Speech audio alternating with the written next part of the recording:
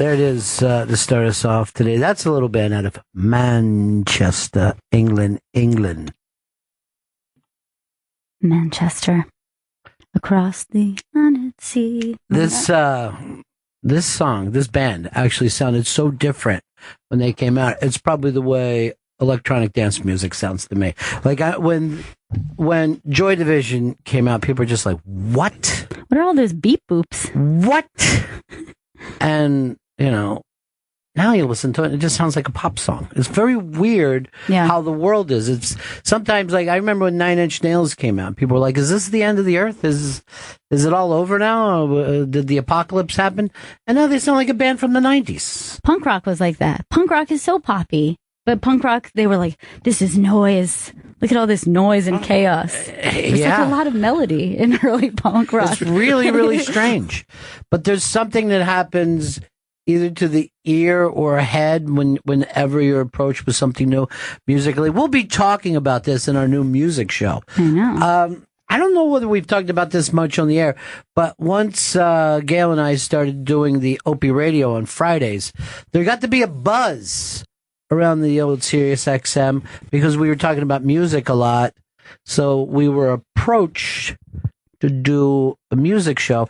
We gave them several ideas, and then they picked out they named it. Yes. What we wanted to do was something on different music scenes. Like, for instance, this would be perfect to do Manchester. Absolutely. In the early 80s. The bands that came out of the bands they've influenced, stuff like that. So they're going at GPS, and we will be airing on one of the big radio shows, one of the big stations out there. I think actually one of the cooler stations, and that's Deep Cuts. Yeah, Deep Tracks. Yeah, Deep Tracks. Yes. I wanted to change it to Deep Cuts, and they're like, a lot of people are going to think that that's butchering. So it will premiere. Deep Tracks 27 premieres 3 p.m. on Saturday, and then plays several times. We'll tweet all those out. We'll play Sunday. It'll play Tuesday. It'll play Wednesday after that. And then it'll be interesting to see. But, I go, why don't we play it at this thing? And we'll see. We'll see how it all turns out. I can't wait. I am thrilled. But we're going to do it on the city of Detroit. Now, you would think to yourself, oh, Detroit music, Motown. No, my friends. No.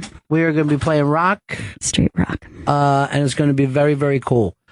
I walked in here today, Gail, and I saw a Periscope star that was talking with a incredibly beautiful woman, supermodel. Yeah, maybe one of the really the face of the 80s, the absolute face of the 80s. It was Cindy Crawford, and I look at her, I go, "Fuck, Cindy Crawford's here. Stop tweeting. I'm going to Periscope." Just settle. Just be on the radio. Don't be so needy that you need to do all these things. I wanted to scope a bit. Oh, no. God, stop scoping. No one cares about those cookies that you worked on all weekend. They're mean to you on that Periscope. Bennington still isn't following me on Twitter. Yes, we are. Chris locked it in. I follow you. I know, and you're awesome, Gal. I follow you. I follow you on Periscope as well. I don't think I knew that. Yeah, I just started. Well, you made the cookies over the weekend. They're 200 calories apiece. Yep. And then, what was yesterday? Yesterday, you were asking, when is it okay to respond text message? When is it rude to not respond back? How much time do you have? Okay, well, let me tell you where this comes from. It's about my son. My son has been a giant pain in the ass with texting lately. I was Your assuming son it was doesn't a friend. love you. It was a child. Why don't you call him? I do call him, but he's got this thing now that anything I write to him, he uses the auto reply, talk later. Well, that's nice. Oh, no, it's not. And then sometimes he just doesn't respond, which is not very kind. He's 16. I mean, that's normal. But... So you asked the people. Yes. And they gave you some responses. Were they on? They were on your side. Yeah, by the way. That's a shocker. Oh, goodness. I was riveted, though. Yeah, it's riveting, isn't it? When is it okay? The best thing is I'm going to get back on my treadmill because I got this cool thing that will hold the iPad so I can Periscope from there. So you're going to Periscope and walk and jog. Yeah. Where is it? This will lead you to your goal, which is to be a member of The View. Is that what you will? To be a member of what? What are you trying to do with Periscope? Are you trying to get on the Chew? I don't the know. View? The Chew, yes. I don't even know. I'm just trying. Listen, I don't have the team that Bennington has. And so I have to spread the word about my radio show or anything else that I might end up doing myself. We started 3 Periscope shows over the weekend. I saw the iBang. Smoking, I'm following the iBang. Yeah, Smoking with Chris. Yeah. Hey. I didn't see that. Which, I saw the iBang. I have actually had to call in. Yeah. I don't know if anyone's ever did a call in on a Periscope. Thank you. But I had to say stop walking around so much. And just I felt like I was going to throw up. There was a lot of energy on that first episode. It was a run and gun type Periscope. And you yelled at one producer and physically pushed another. Yeah. It was assault. And then I was no, I never see it live, but I'll see it later. So I can't give hearts or whatever. But You still can. Joey, Jojo, and Dan were out at the big Brian Regan show, and Periscope was going crazy for them. But they were funny because they were treating it like drop-ins. They were like this, okay, we'll be back. They would have this massive amount of people. They would run out of things to say, and they'll go, all right, we'll be back in 10 minutes. And then they... stop and come back. Yeah, and I'm like, this isn't drop-ins on a radio show. We're out at the big Pearl Jam show. Everybody's going crazy. Stop by, and if you want to pick up some T-shirts or bumper stickers. So I would see just like massive amounts of people. People were walking over them to the lobby or saying where their seats were, and it was like really fun. And then they would drop out and come back 15 minutes later, have to rebuild the room. Hey, we're back, everybody. I'm like, the world isn't sitting around waiting patiently. You got to be like Jenny Hutt, put it on and leave it on 24 hours a day. I do not. I watched you drop heat the other day. I don't know what you're doing. I have gone like 9 days without posting or without going on. It just, when the mood strikes, I do it. Oh, Jenny. I'm trying to come up with a thing to do every day. I just haven't yet. You did a cooking segment. You did Our Children Don't Love Us. Why didn't you do the very beautiful... Because I wasn't allowed. There's rules still here about what you can and cannot. Now, does she look as good? You said. Let right me tell you next to her. something. This morning, I got my makeup done. I wanted to really look like a human being because I was interviewing a fucking supermodel. Right. But I had no idea when I saw her walk down the hall. Like did not anticipate just how unbelievably strikingly gorgeous she is in person. I mean, in pictures, there's no one like her, but you see her walking down the hall and I wanted to go home. Like I was like, can I just, So you felt like a threat. Now? You felt like it was a threat. No, I just felt like being next to her. I mean, she's just the most magnificent thing. So if you battle the whole like insecurity thing to begin with, it's not going to make you feel better. She's just incredible. But let me ask, do you know that they beat up on her now in the gossip things? They say that she's not attractive and they say she's not, I don't know, I guess she's not 21. They beat they'll show her in a bathing 21. suit and try to, and I'm like, I just saw her. I walked in and saw her. And it was stunning. It looks stunning, like literally the way you would imagine a queen to look. Yeah, she looks like Cindy Crawford. I mean, she really looks like Cindy Crawford. It's when I walked by, I just was like, oh my God. Yes. No, oh my God. That's how I felt. Now, you've never been with a woman before. No, right? never. But if Cindy Crawford were to say to you, you know what, this interview went so great. Let's do it. Let's get it on. No, not my thing. I don't like. I'm not Come on, like Cindy that. Crawford. Yeah, no. Don't lie. Vagina isn't my thing. How come you and I always get back into the vagina talk? But here's the thing, It's just what Chris. happens. If Joe Montana said, suck my dick, would you do it?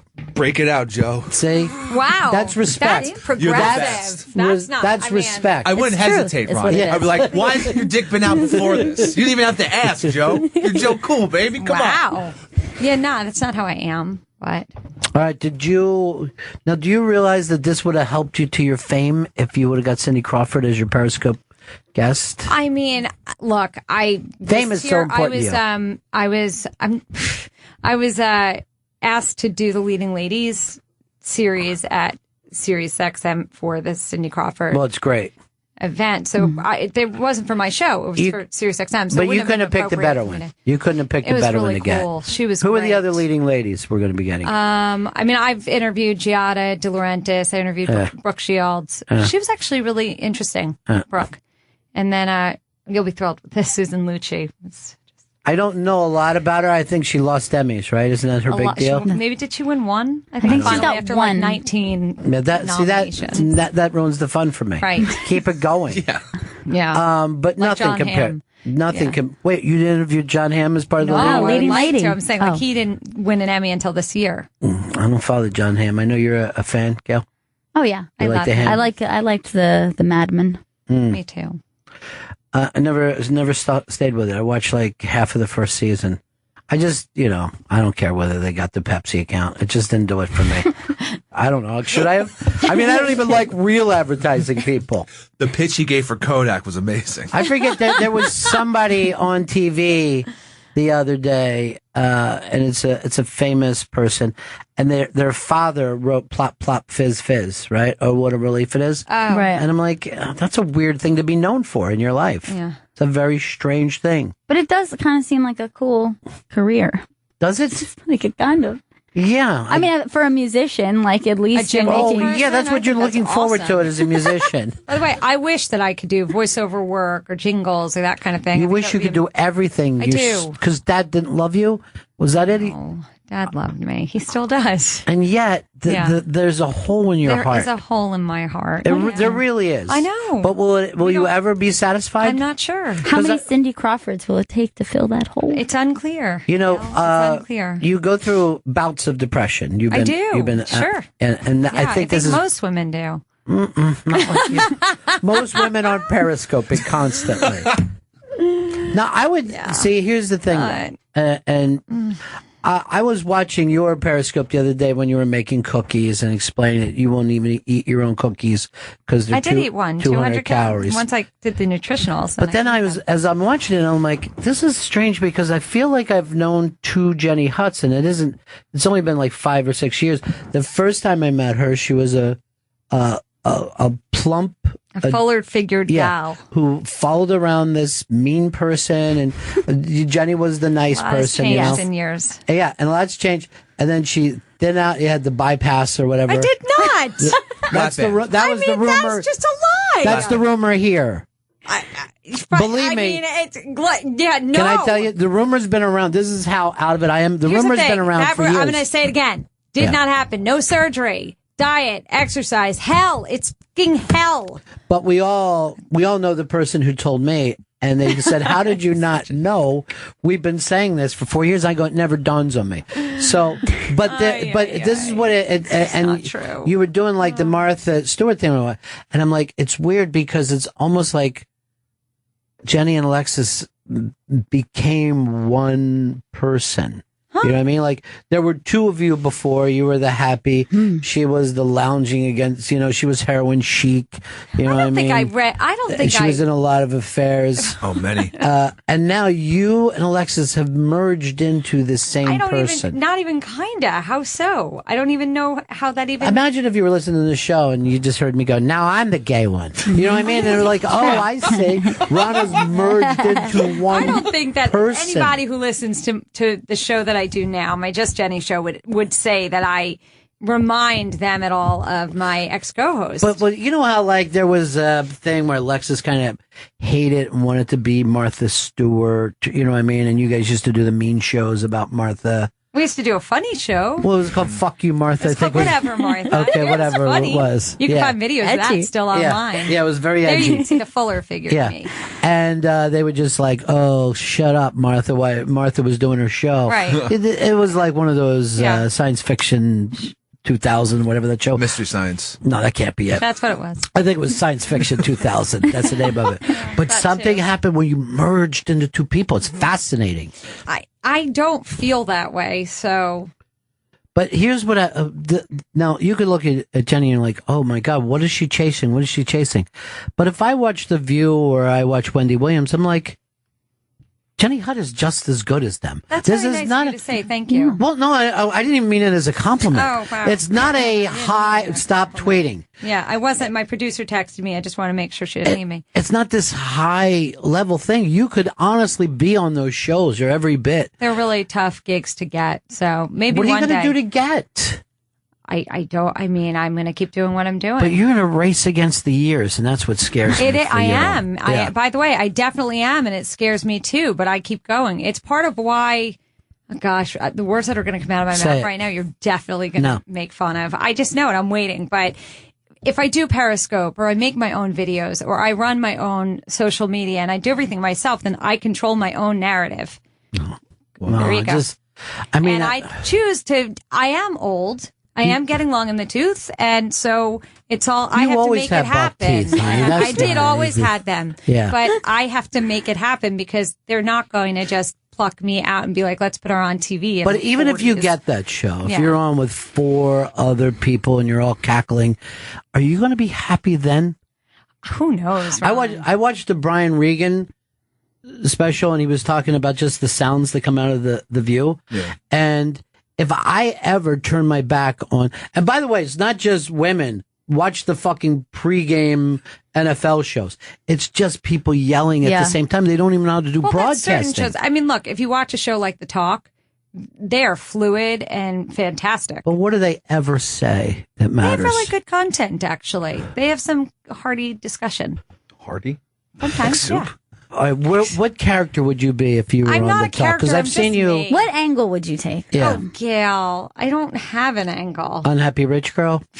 That could be so sweet. It's good. I don't think that's it. I just think that I am fiercely independent and interested in making a name for myself and having more worth or finding more worth. Independent woman in this character. What is worth? What is this worth that you're finding? Fulfillment. Yeah, but what is the fulfillment being on a show like that? No, I don't even know that that's exactly the end game. I mean, I like TV, so I would like to be able to get back to having a daily TV gig in addition to my radio show, but I'm not really sure what the. How come you never had me on your TV show? Well, it wasn't that kind of TV show, where there were guests that were interesting and compelling like you. Come on, Jenny. Yeah. What happened? But you have an open invitation to the radio show. I'll do it anytime. Okay. Please, I'd love to. Okay. And I'd love to do all those shows. Now, but I want to go on what are they, the leading ladies? I want to just sit next to you on that. I like that. You know what the first thing I would have asked? What? The gerbil story. Yeah, I didn't do that. Did you shove it up there? I didn't go that or was it already there when you got? I felt like that's been asked and answered. No, maybe more never has been asked of either of them. He hasn't been asked directly? Never. Because it's such a false story. How do you say it to someone? It's a lie. The story was always a lie. But I would just ask. That lying story then had legs. I mean, it went everywhere. The 4 little gerbil legs. The 4 little gerbil legs. Adorable legs. Did you think it actually happened? No, I just think it was lore. I'm not sure. I've never really known whether or not it were true. You're not sure. Have you ever heard of another animal being a... Again, I am not... Listen, maybe I'm a little square, but my sexual history is pretty, I guess, standard. I've always felt like you were kind of square because you didn't put gerbils in your butt. Right? I've always just kind of thought that about you. That is sort of like the barometer. Like, that's how you tell. All right, let's forget gerbil. What about just a finger? I mean, a pinky. Start small. Butt play? Yeah. I'm not really into butt play. Not really into it, but not really my just thing. around the edges. Not really, willing, but not into it. Not really into butt play. Okay, but if, let's say, would that be a deal breaker, sister? There's none of that sort of, it might be a deal breaker. Yeah. There's not that, I think there's a shift in the whole idea of consent to enthusiastic consent rather than just direct consent when it comes to sex. So I definitely could not offer up enthusiastic consent when it comes to butt play. Okay. But if it started to happen, would you be like, hey? I think my husband and I have a pretty good routine in terms of my willingness or not. Boy, that's what you like, to be in a good routine. We have a willingly routine. What? Yeah. Tried and true. I'm talking about the butt play. Tried and not true. The sex is all good. I just, the butt play thing is definitely an... I've explored everything she's willing to do. It's a successful marriage. I just have a couple of no's. No, you don't use makeup for the Periscope shows. Not always, no. How I mean, come? if it's on me, it's on me. If it's not, it's not. Because it's, again, the makeup thing at work, if I'm interviewing an actress who's fully done up, then I want to have makeup on, because then if we take a picture... It's competition. It's not a competition. It just like looks similar. Now, I went on a rant. I would actually say I was on a rant with the kids here today before. And it was not so much about Cindy, but the fashion industry itself. What's wrong with it? Well, first of all, when I see people, do you honestly not see anything that's wrong with There's it? tons wrong with it. But I feel like there's a couple of gay guys who are making women around the world feel bad about themselves. For sure. So why do you guys give it, and why isn't there like leading women? Why do you always follow gay guys? What the fuck is wrong with women that they don't take their own power? There's also a decent amount of straight guys who are making decisions Name one. in fashion. There are Name a straight dude. Well, in fashion, have you ever seen how Ralph Lauren cuts clothes? Wait, Ralph Lauren straight? No. Yes. Mm-hmm. Straight. Yes. Totally. I didn't know that. Yeah. And his clothing is cut so small. There's a thing with sizing that goes on with certain companies. Like you could shop at, let's say, a Gap. And a Gap size 4 is like a Ralph Lauren size 8. It's I don't know what any of those things mean. It's basically saying that it's like they want to say, if you're of a certain size, we don't even want you wearing our clothes. right. So I we're see. like sizing you out. And Okay. even if you are a certain size in one store, you're going to come to our store and that size isn't going to fit you. See, this is why men run the world, is because they take it and they say we're going You're we're right. going to conquer the world. It's another thing I'm And fighting right now. Women are willing to be conquered, and that's why I'm done voting to protect women's rights. I'm done with it because they don't care about it themselves. I think we do. I think we do. Would you ever vote for an anti-choice candidate, or have you ever? I would not vote for someone who was not pro-choice. Well, what do you say about women who do vote that way, though? I find it mind-boggling, frankly. I find it really odd that there could be a woman who would choose to vote for anybody that would have any hesitation toward A, the right to choose, and B, any of the sort of equality issues and how things impact women. And yet, who's meaner to women than women? Well, women are often the meanest, but Thank in you. terms of the political sphere, That's I'd why argue I'm that not. they're men who are I will also- never vote for women's rights again. I'm done with them. I voted that way plenty of times. And then it's over. Yeah. Now I'm back in Don Trump, big Don Trump. Oh, God. 100%. Good. Oh, goodness. And he's going to. Did you see that interview on 60 Minutes? Yeah, and I loved it. I loved the fact that he's going to make someone else When wall he actually themselves said, out of the country. Hold on a minute. When he said, when I guess it was Scott Pelley who said to Mm-hmm. him, how are you? He started to say, we're going to take the Ford is moving into Mexico and I'm going to take it back here and I'm going Good. to have a tax and I'm Good. going to do this, Perfect. I'm going to do that. Jobs. And Scott Pelley's like, how are you going to do that? And then he's like, well, I'm going to get the best people in the finance industry He does it. He's got Good. friends who know friends. And look, it's going to work. And Yeah. I'm voting with him this year. It would be like my radio show is going to be great because I'm going to get Ron Bennington to come and do my radio show. Yeah. Who would then listen if they were? It doesn't make sense. So you were saying if somebody had a radio show and you brought somebody else in. I'm saying you wouldn't say to me, I'm going to put you on the air. If you had wanted to put me on the air, then you wanted to put me on the air. If they're going to vote for him for president, then he's got to be president. Not, I'm going to find somebody to do my damn job. Who are you voting for then? Don't know. It's really See? bad. Men know. It's Men really know. bad. You have the perfect person to vote for if you wanted to be pro-woman. Listen, Hillary Clinton. Well, yes, president. of course. And listen, do I think ultimately I'm going to end up voting for Hillary Clinton? Probably. But right now, I think everything is a fucking mess. Unbelievable. Where are you, Gail, on this? Well, there's not just one issue with Hillary, which I think probably is why a lot of women struggle with her. Here's the thing. Before I would vote for Hillary, I'm going to vote for the first Asian American. I'm going to for the first Latino American male president. I'm going to go through every male that could Bernie be represented. Sanders, first Jew. The first. Oh boy, I'm Exactly. going to wait. Ties. I'm I'll going tie to for wait you. for the first I Jew. knew it wasn't going to work out. I might even vote for the first woman and then the Exactly. first Jew. Smart. Yeah. because I get it. You killed our savior.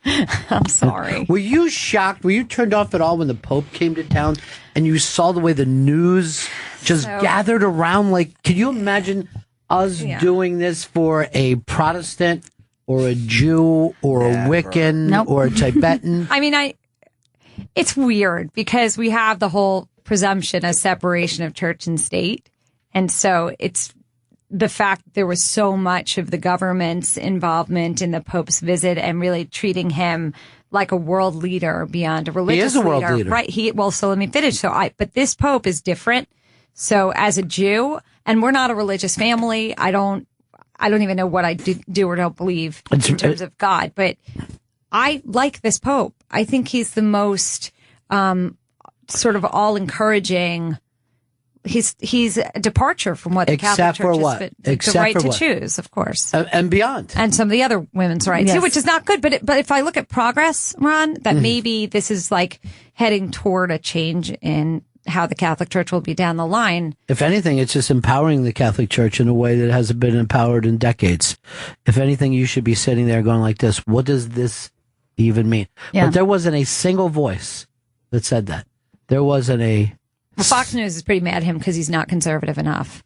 They're mostly concerned about the fact that they think he wants to give all their money away. He wants to help the poor. Yeah. That's their thing. That's what their which problem is really is. bad. He crossed the line there. But I will say that nobody is mentioning the fact that that he's not been progressive in any way when it comes to women. No, not even slightly.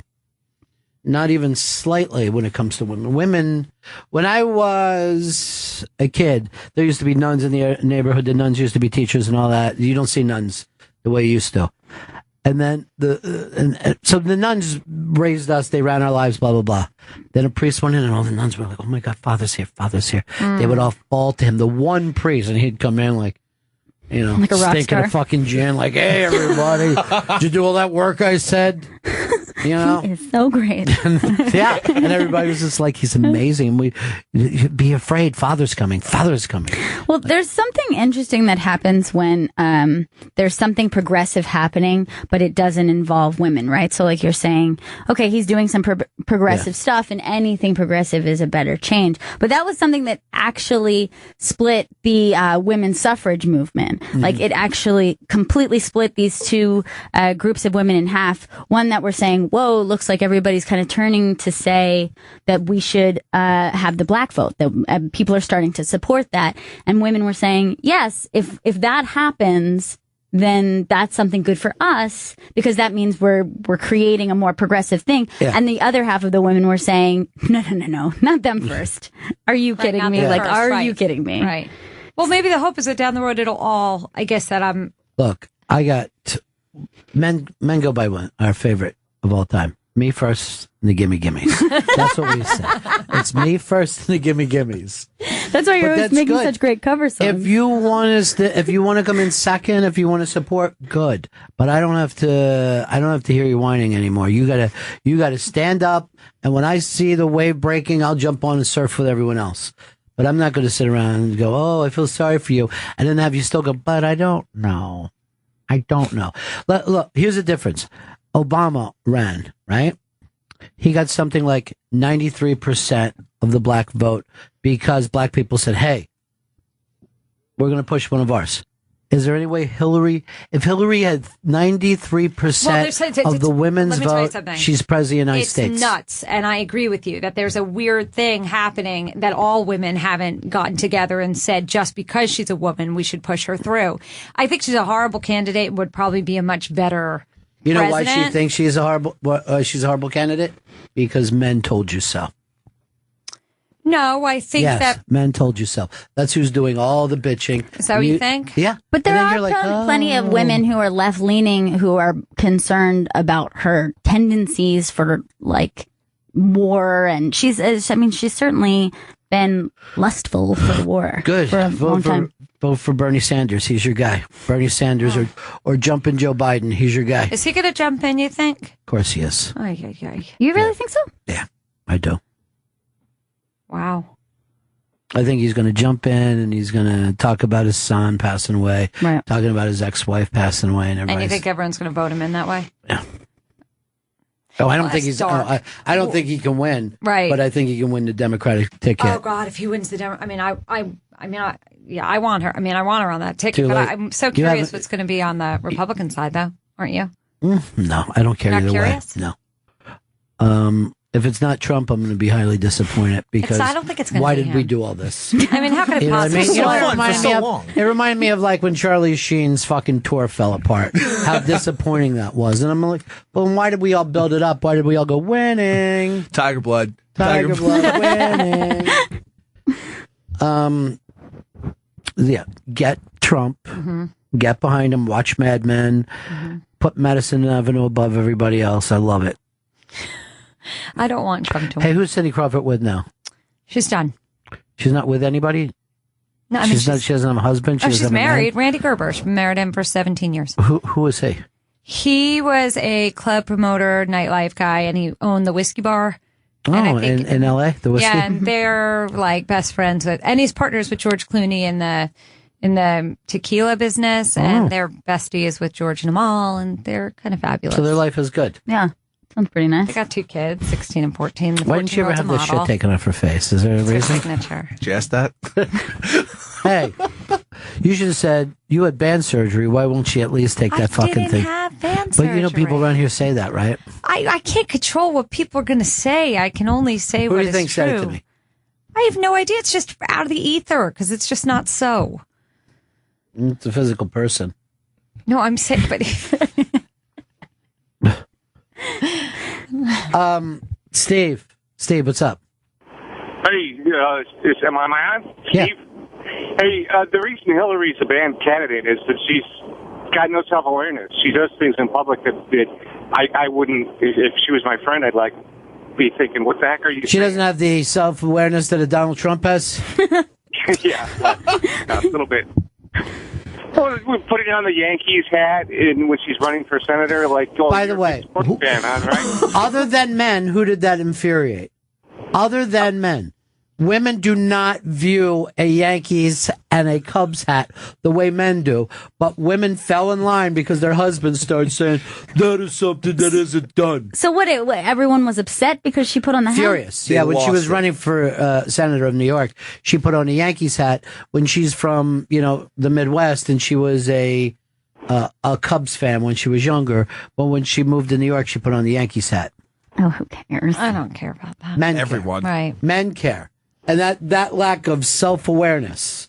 Oh yeah, and empathy. I don't think she realizes what other people see when they look at her. And what would that be? That she's just all about herself, and she doesn't really, she's a career politician. I'm going to take this back to Brian Regan's set again, because this was my favorite joke. He said he would never be president because every morning someone wakes up, goes like this, wake up, there's trouble, right? Now, we're sitting around here, and not just because we're with Jenny Hutt, but narcissism, right? God. And I'm teasing her about it because she has to be on whatever social media at all time. But can you imagine what a narcissist that you have to be if you say, I'm the best person to be leader of the free world? I'm the person that if there's missiles in the air, I should be the one dealing with it. That's fucking insane. All of you should be listening to me because I know how to get it done correctly. I can't imagine how much training I would have, and I go, I still am not ready. But it's amazing. Sorry, go ahead. Even if just to say all big decisions go through me. Let me just check your work because I've got the best ideas. It does. I can't imagine the cocksureness to think I'm the guy. But and how I mean, but Ron, you're right about that. But then people get mad at candidates. Or they get mad and say things like, "Why are they so cocky?" And I'm like you're saying, well, of course they're so cocky because they think that they're. But that's insane. That's an insane amount of cockiness. It's an insane amount of thing. And then you hear people like Ronald Reagan. They're like, "Oh, he slept like a baby." I'm like, what did he? What was going on in his mind that he could sleep like a baby? I think I told you this before, the thing about Kennedy, his ability to nap. Yeah. And that when things were just like really stressful in the middle of the day, he's like, okay, I just need to recharge. He would put on his pajamas in the light of day while just, war was at hand. And he would take a half-hour nap and would be able to go out like a light. Could you imagine having that? I had to be assisted, no? No, they were saying that he has always had this ability to just be like, you know what I need to do? Just shut down for 30 minutes. Like, I can't sleep if I know I have to just be up in the morning. I'm just like, but here's the deal, too. When you're saying it's assisted, you don't pop back up after you've had sleeping pills, and you're also... I've never taken one. Really? Yeah, never. Missing out. I'm afraid of that. Afraid of what? I also don't sleep very well, so there you go. I'm afraid of Ambien, and it's knocking me out. I don't want to do that. Because what if my kids need me? I don't know. That'd be They're not even answering the phone now. But when they need They're me, fucking answering when strangers. they need me. Is it wrong that they don't text right back? But you're afraid of just being out of control for that I don't too long? like it. Not my thing. This could be the butt play. You never like again. to get good and fucked up? Did you have to go right back? No. Sorry. Never. Never. Maybe you wouldn't be so needy if you just fucking got hammered a couple times. It's not for me. Alcohol Have you doesn't tried? work for me. I tried to drink. A lot in of Jewish college. guys do not like to drink.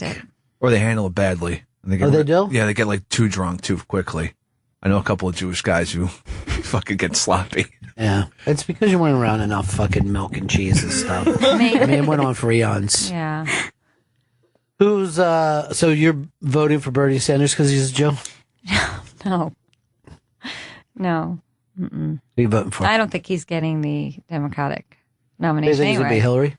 I think so. I mean, if it doesn't, it's just, this is how warped we are anyway. That in my head, I'm like, if she doesn't get the presidency this time, she's going to just feel so bad about herself. Like she's accomplished nothing. Yeah, that's what that she's accomplished nothing. It's like, which is so crazy. No, but, it's you. You but always feel I think a lot of people say like it does like an emotional thing to you. Think about it that we think about her losses and like she was Secretary of State. Like she's a real heavy hitter. She's a senator. Right. She's done a lot. She's done plenty. She's raised a lovely daughter who's a good writer. Is she a good writer? Yeah. When the emails came out, some of the emails were from Chelsea and they were like these beautifully written, incredible, heartfelt, emotional do-gooder emails to her parents about why they had to help out in Haiti and why there was, I mean, my kids write me things like, here's these permission slips. Please sign them, Mom. Permission to what? Go buck wild? Yeah, pretty much. A school thing. Eat a bunch of Adderall. Yeah. I saw you with your daughter. And you tried to get her on Periscope, that baby and she girl. just looked at you like seriously, like you had nuts. puked. Except when she wants to. I mean, when she has friends over, she'll be like, Mom, if you let me have 15 kids over tonight, I will totally Periscope with you. I bet. What do they all do? Get high in the other room? No, they do not get high not in my house. Not at this point. So What do they do? Walk out back next to the pool? Get high there? No. They have to what I stay would in do. my house. They can only go as far as the porch. And Why can they only go as far as the porch? How old are they? 15-year-olds are so naughty that No you kidding. have to check bags before they come in because they'll sneak in alcohol. There has to be any alcohol Why in the would you house has to check be locked. bags? Are you the TSA or is this a house? Because the kids, They got a line. they sneak in water bottles and with vodka. And so our house is not the drinking house. I mean, there are other houses that are. There are party places, but our house But you know is not. what? For all you know, they're bringing in Tab's acid. I hope not. Mom, it's tiny. I mean, I've seen the kids. They don't seem like they're tripping. But What does seeming like you're tripping look like? Just act like you're tripping. I can't. Yeah. I don't know. I haven't tripped. Whoa, Mrs. Hot. You two heads. Hey, yeah. You red hair. No, I can't Doesn't imagine happen. Mm-mm. You're never going to catch them. that. Well, Probably you were with not, Cindy Crawford today. Yeah. That was amazing. To me, that was one of the, I was so impressed. It was I actually fun. yelled out, "Look who's Jenny's with!" I was so happy for you. It was exciting to get to do that one.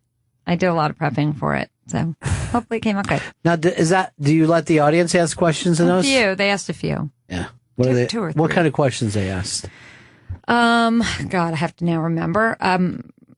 One of them was like a top career moment, I think. And then I forget what the other one was. There were a lot, and then there was an Instagram question about makeup from somebody, but we talked about her whole life and her marriage and having a daughter who's going to be a model. And Did you ask her about Richard Gere? I just asked her why she thinks people still want to know about him when they were together for 6 years, long before she got married 17 years ago. So it's going back so long ago. Can you imagine if somebody asked you about your ex from 20 fucking years ago? Right. It just seems odd. Like, who cares? Why would you talk to me about that? But that's the thing of two famous people. And, and they'll be like, hey, have you ever heard from? I'm like, can you imagine if someone brought up your prom date to you? Right. Especially, that long ago, it would be like someone just bringing up someone you dated in high school. Right. But I wonder if it's like that if someone even brought up like an album that you made in the 80s. Like, when you came out with Thriller, you're like, what? Oh, God. Talk about that. Why did you ask me that, Martha Quinn? Oh, because you're on the 80s channel. I get it. I have to go. See you later, darling. I'm going to go do my live show now. Thanks for having me Thanks on. for periscoping with us. Okay, follow me at Jenny High. Yeah. Please follow her. Yeah. And Bennington Show as well. Follow the Bennington Show, will you? Look how nice you look, too. You look It's beautiful, by the way. Really great outfit. Did you get that new for this? No, it was in my closet. It's a very good color for you with your hair. Did Cindy say you looked great? Goodbye. Bye, Jenny. I wonder if she had that surgery. Definitely. Definitely. It was a lap band. Nice. She's such a nice person. Oh, yeah. But I swear, I was watching it the other night. I'm like, oh, man, I feel like I've known two different people. She was so different years ago. Yeah. I mean, I saw once that they were leaving, her and Alexis, and Alexis had her get in the front seat of the car they were taking. It was very strange. It was like a limo? Yeah, it was like, yeah. So just explain that, just not a regular car. That wouldn't be a terrible thing. So basically, there was a driver, and they would have been the two passengers, and then she made her get in the passenger seat. Yeah. Yeah, she was riding shotgun as Alexis was hanging on. in the back. I swear to God it happened. She wanted to put her feet up. Yeah.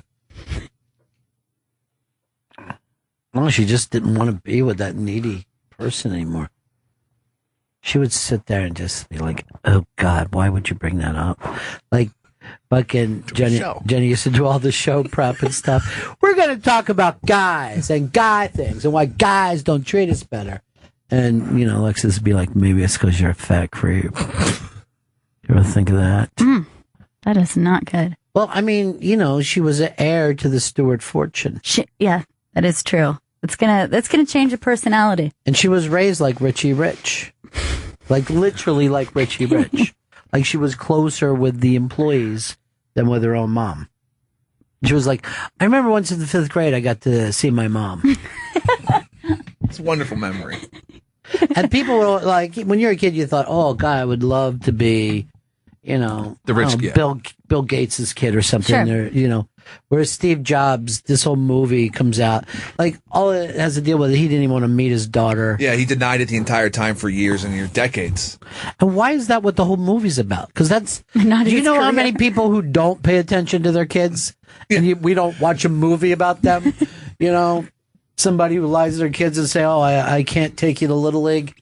Daddy's a spy. And then he just goes out and gets fucking high somewhere. I always wonder how much of those types of movies and books where they release stuff is like people just wanting to feel like, I thought he was a genius, but now I feel a lot better about myself. Yeah. I wouldn't do that to my kids, at least. Maybe I'm no genius, but I was at every play. Right. Hated it, but I went to every play. And I wouldn't trade that for anything.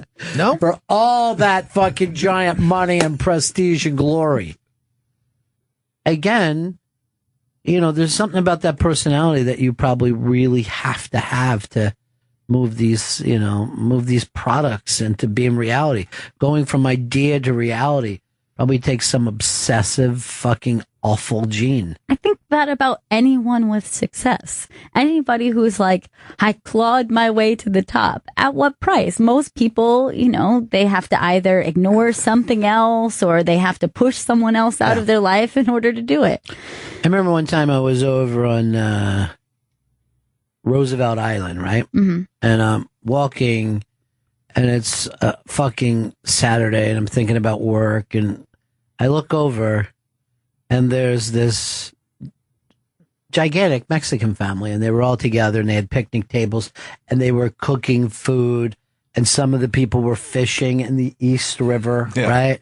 And they're playing music, and they looked so happy. And I thought, I'm far away from, any extended family. I'm certainly not as happy as these people, which obviously, if you went by earnings, I should have more. Now, that can also be this thing of not paying it, I just caught them on one afternoon. Maybe there's other days but there's something really true about the best things in life being free. There is something true about it. And yet we work away from that every single day in our life. Every day. But then don't you think that people fantasize about the opposite? Like they fantasize about being free of that. The constraints of having to make money or to be successful. Like, I wish I could wish I could live somewhere beautiful or do something creative without it being affected. But then the actions of what they do is the complete opposite. Yes. Because I think we're almost triggered and trained. And now here's the thing. A lot of times you'll go past like a beautiful house, right? And you'll see a guy with beautiful cars. You don't know if he's over his fucking head in debt. You don't know if this motherfucker is just in that house screaming on the phone, motherfucker, you're killing me, you're destroying me. I have to pay for this house. Motherfuck, I don't know what I'm supposed to do. But we go, look at that. That must be wonderful to have a house like that. But would you really want to fucking carry the weight? That's the fucking weird thing about it. I mean, you look at Jenny Hutt, she is completely driven. She works 24 hours a day. She says to get worth. You know what I mean? But I wasn't kidding when I said she's as good as those. There's people in whatever that fucking show that she likes. The Talk. Is that the? Called The Talk? I believe that's what she said. Which one is The Talk? It's got the Big Brother lady. It's got Ozzy's wife. Okay, I get the. Got Roseanne's daughter. The View and The Talk. There's nothing on there that you can't hear on Jenny's show. Yeah, Jenny could do that. Yeah, Jenny would crush on that show. And yet, do any of them actually crush? That's the fucking problem. Is it even worth anything? That's the thing. Like tonight is Trevor Noah's show, right? Yes. He takes over the Daily Show. The pressure of doing that must be immense. And the people that are going to be pulling him in the wrong directions, the suits that are probably whispering in his ears right now. Yeah. Who think that they have the creative ideas. And who will churn on him on a heartbeat if he doesn't get the ratings they want. Because it's pressure enough to start a show brand new and have it be your own thing and it's something you want. That's enough pressure. But then to do it in the shadow of something that already existed and where there's no way people aren't going to be comparing his performance to Jon Stewart. Even no matter how much he changes the format or, he does his own delivery and talks about his own stuff. He could be playing ping pong and they'd be like Jon Stewart was. But here's the deal. Look at Colbert now. He looks like he's fucking running as fast as he can. Yeah. He comes running out of the thing. He's doing a crazy dance. Every single night. And then fucking U2 come out for some reason. He's singing with them. Yeah. He sang with Pearl Jam the other night. He loves sang with fucking Paul Simon. And he's got that stupid theater voice. I thought the dancing thing was just the first night because, hey, he's excited to be there. But when it started coming every single day. Did you see him with Steph Curry? When Steph Curry came on and he started playing games with him? Oh, God. It was the fucking laundry game. And he busts out 2 laundry bags, hampers, and he's just shooting hoops with dirty laundry with Steph Curry. It broke my heart. If I had to think about what it really did. I didn't think he was going to be playing fucking games on the show, like the other late night show. Because you used to I watched the Colbert Report every night. Yeah. And now it's something totally different. Is it? Because I think he played this fucking self-centered guy as a character. And now you're saying he really is a self-centered guy. Yeah. The fact that he felt the need to sing, if you can't say to yourself, I have Paul Simon, I'm going to let him sing. If you think, but that's not enough entertainment, they need me out there. That's fucking crazy. I would think that would be one of the benefits of that gig, to have a late night show or a variety show or something of that nature where you could be like, and now I bring out this act and they're going to entertain you. Like, you have the parts that you're responsible for and the rest is building a show of creative, interesting people. Doesn't that sound like it would be a fun thing to do? I think they're going to take it further. I think he's going to have Louis C.K. or Amy Schumer or Chris Rock come out and do stand-up, and yet he's going to have the act with him, and he's going to stand next to him doing the lines with them. He's going to pantomime whatever the jokes are. And then when it gets to the punchline, he yells it. Nation, our baby is an asshole. Yeah! Steven! Start chanting Steven. Chant it at me! Chant my name! Jesus. So you've turned on Colbert. I've still been watching it, but it's hurting me every night, every single night. Could he win you back if he changes his ways? I don't know at this point. I don't think so. At least you're still watching, though. Yeah. I think you're the Stephen Colbert of this, because when you went over and started doing that show, Smoking with Chris, I saw, oh my God, he can't relax for a second. Go back and watch your manic attitude. I did. You put your hands on a producer and pushed him. It was called Smoking with Chris, not Smoking with Joe. That is a pretty good title, though. Actually, I'm thinking about Smokey Joe's Cafe. No. Like the sound of that. So it's coffee, smoking, everything. No, when we do the GPS show, the music show this week. Can't wait. And we're doing it about Detroit. Thrilled. I cannot wait for this. Too. Saturday it premieres 3 p.m. ET on Deep Tracks 27, and then replays all weekend long. We'll tweet out every time that it's on, but we're all excited about it. We're already planning our next special. I know.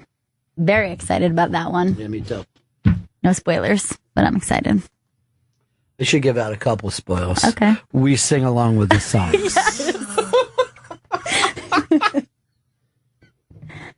It's a heartache. Crazy.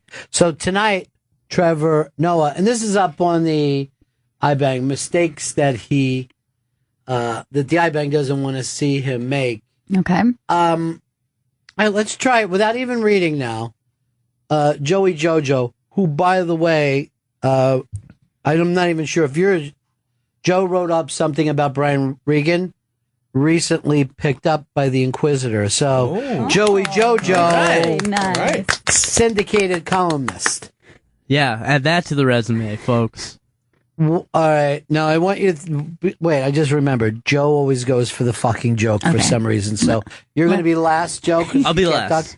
Gail, you want to go first? Okay. What could he do wrong? I think that the iBang's going to say the thing that he could do wrong is try too hard to be similar to Jon Stewart, to try to recreate any of his similar bits. So you would segments. step away from that.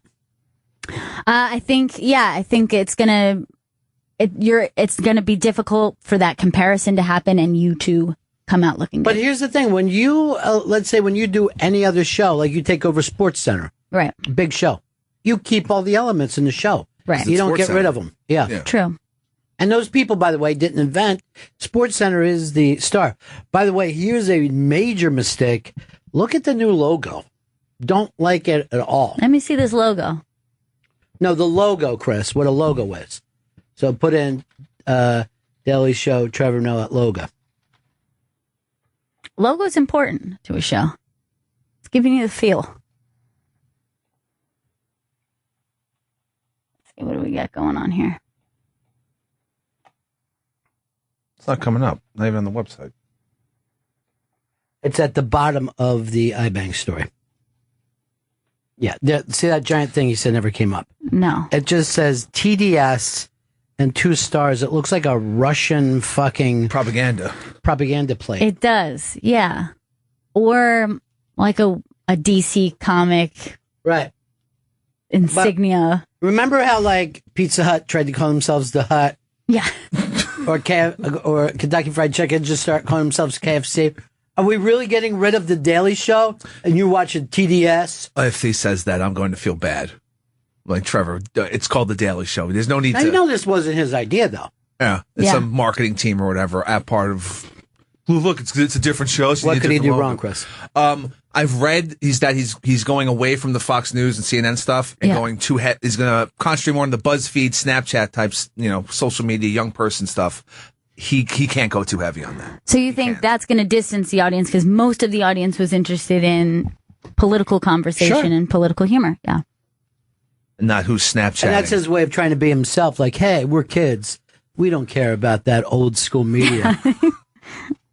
Oh, let's say somebody to make fun of BuzzFeed. I think that happens by every human being. Yeah. Even the people who read it constantly yell, this sucks.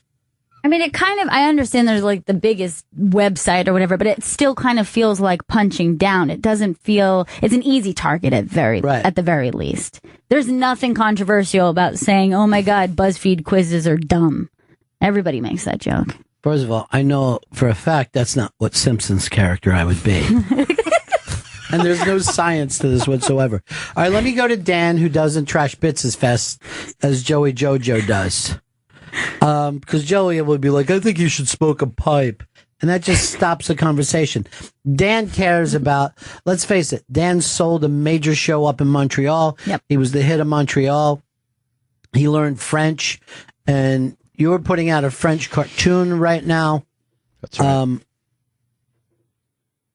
What would be a major mistake for him? I think the opposite of what Gail was saying, that he might try too hard to invent a totally new thing right off the bat and feel like I can't cover politics, I can't do anything that would have me be compared to Jon Stewart. Yeah. I agree. I think that would be a major mistake. Right. That get that format, figure it out, and then start to put your own stamp on it. But you think even within the same bits and segments that he used, you think that still would be... Yeah, I think you should use the correspondence. I think you should keep... I think everything should be laid out the same way. They act like they want him to do even less on the show because he's not going to have that editorial arm that Jon Stewart has. And I don't have a problem with that because he hasn't earned it yet. But I also don't think you want him doing sillier shit. I also think it's weird that they got him in the suit. You know what I mean? I don't think he wore those suits on stage. No, he didn't. He just wore like regular clothes when he was never doing stand up. But it's going to be really weird to watch this without Stewart behind that desk. Stand up has very little to do. It's always funny to me when they're like, "Oh, a stand up person is best to do this," because when you're a stand up, you try not to do too much cheesy stuff and make it look normal. And it's exactly what broadcasting is. Right. A good broadcaster, like you could take somebody who's a good broadcaster and does hard news and put them at a parade and you won't go, oh my God, this is terrible. Because it's selling the story. Yeah. Now, the other day when the Pope got to Philly, I had on MSNBC and they had that fucking idiot, that pale prick. They call him Tweety. I don't know what his actual name is. Chris Matthews? Yeah, so Chris Matthews is on there. And quite frankly, talking like a fucking maniac for hours. And, he just started saying, bringing up Kevin Bacon's name and stuff like that. Okay. And he brought up, he's like, he'll be staying tonight out on the main line where the richer people live. And we're talking about a Lower Merion, a Radnor, Bella Kinwood fits into that. Upper Darby, where Liz Lemon grew up. And I'm like, Upper Darby is not even for a fucking second.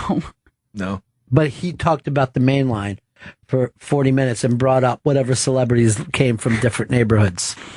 And he was crazy. He was out of his mind and I'm yelling at the TV and yet I couldn't turn it off. So I'm going to say, don't be like fucking Chris Matthews. That's for sure. Yeah, I don't, I can't imagine the heat that this has got to deal with. He's also going to be pulled in so many directions. Like, I feel like it's one of those things where he's going to have about 50 people who think that they know what's best for him, and he's going to have to sort through a lot of conflicting advice. Yeah. I don't know how it's going to happen. I'm going to be pulling for the kid though, because I like him. I think he's a really nice person. I think he's a funny dude. But it's a tough thing. It's a tough thing to take over. Now the thing is, if you get through it, he can end up doing that job for the next 25, 30 years. Yeah. And still have his weekends free. It's only a 4-day-a-week job. Yeah. Well, everyone's like, we work so hard to do this. It's a half an hour a night, 4 days a week. 22 minutes. 22 minutes. It's a big staff, and there's guests. Yeah. Six of it is George Clooney coming out. And correspondents out there. We got to go over something that's, it's just actually blown up on the launch pad for us. And that is this year's Highlander contest. We're down to how many before this weekend? 6. We were down to 6 before Thursday Night Football. 6 people before Thursday Night Football. Remember, 3 weeks ago, we started with 60 brilliant comedians. We're down to 6. Thursday night, Lisa Lampanelli jumped in on a Thursday night and for some reason took the Redskins. She absolutely did take the Redskins. And she's out of it. Jamie LaSalle picked the Eagles. He's a big winner. Tom Rhodes picked the Patriots. Big winner. Please turn that off. Casey Balsam took the Patriots. Big winner. Bridget Everett. Oh, boy. Took the Steelers. Big winner. And Don Jameson took the Lions. Big loser. So that leaves us 4. Jamie LaSalle, one of your favorite people of all time. I adore. I'm so happy he's sticking around. Tom Rhodes, my friend for decades. Bridget Everett, who we love, and just released some pictures of her and Amy Schumer frolicking on the beach, and it looks like some island paradise. She treats her friends well. They're always doing something fun. I know, something far away fun. How do I get in on this? Well, you missed that boat. Try to pay attention to the next one that's leaving the docks. Joey, I want you to have the music ready every day. I don't want this to come as a panic that we sometimes do music. Okay. All right. And then Casey Balsham, who, is that her name? Balsham? Balsham. Casey Balsham. Who I've never met in my life. She could steal this whole thing. She picked the Patriots, which was a big, smart move. Patriots on their way to being 700 now. Coming up a little later on in the show, a guy I honestly picked to win it all today, Mike Vecchione. He's doing our show today, and I think he's doing Red Eye tonight, 3 o'clock in the morning. Nice. Yeah. He's a very, very funny man. Why don't we break here? We're right back. Bennington Show. It's a Bennington Show. And we've just been talking about the fact that we have a music special coming out, already recorded, that we're pretty excited about. It is called GPS. It's about us going and looking at certain scenes and music, and we pick out the Motor City, Detroit, to kick this off after quite a bit of talk. Yeah. And then that's going to be Saturday at 3 p.m. on Deep Tracks 27. Looking forward to it. It's going to run, get replayed plenty of times there. I saw the Twitter where people were excited about it, but we were amazed how great the first show came out. And I still haven't heard the imaging that goes on. Matter of fact, I thought I was supposed to cut something. We have something to cut for you today after the show. Well, what is it? Let me it's see. a promo, and then promo is not what I'm concerned with. I was talking with the Deep Tracks gentleman on Friday, and he's putting together imaging, and I'm going to be listening to that today and tomorrow. So there's nothing for me to cut at the beginning of the show? Nothing for you to cut at the beginning, no. Okay. Why are you going to be listening to it? Just to make sure everything sounds copacetic. Yeah, but your rock background in this business, you've never worked at a rock station. No, I haven't. odd. This is going to be my first rock jobs as well. Is that right? Yeah. Joe, you ever worked in the world of rock? I've rocked out, but I haven't worked in the world of rock. Well, this is all be new for you. So I'll just say this as a veteran, as I hold my glass up. For those about to rock, we salute you. Cheers. Fire. And I yell, fire. The cannon goes off. I think probably the coolest lyric ever. For those about to rock, we salute you. Put our hands to our head and salute.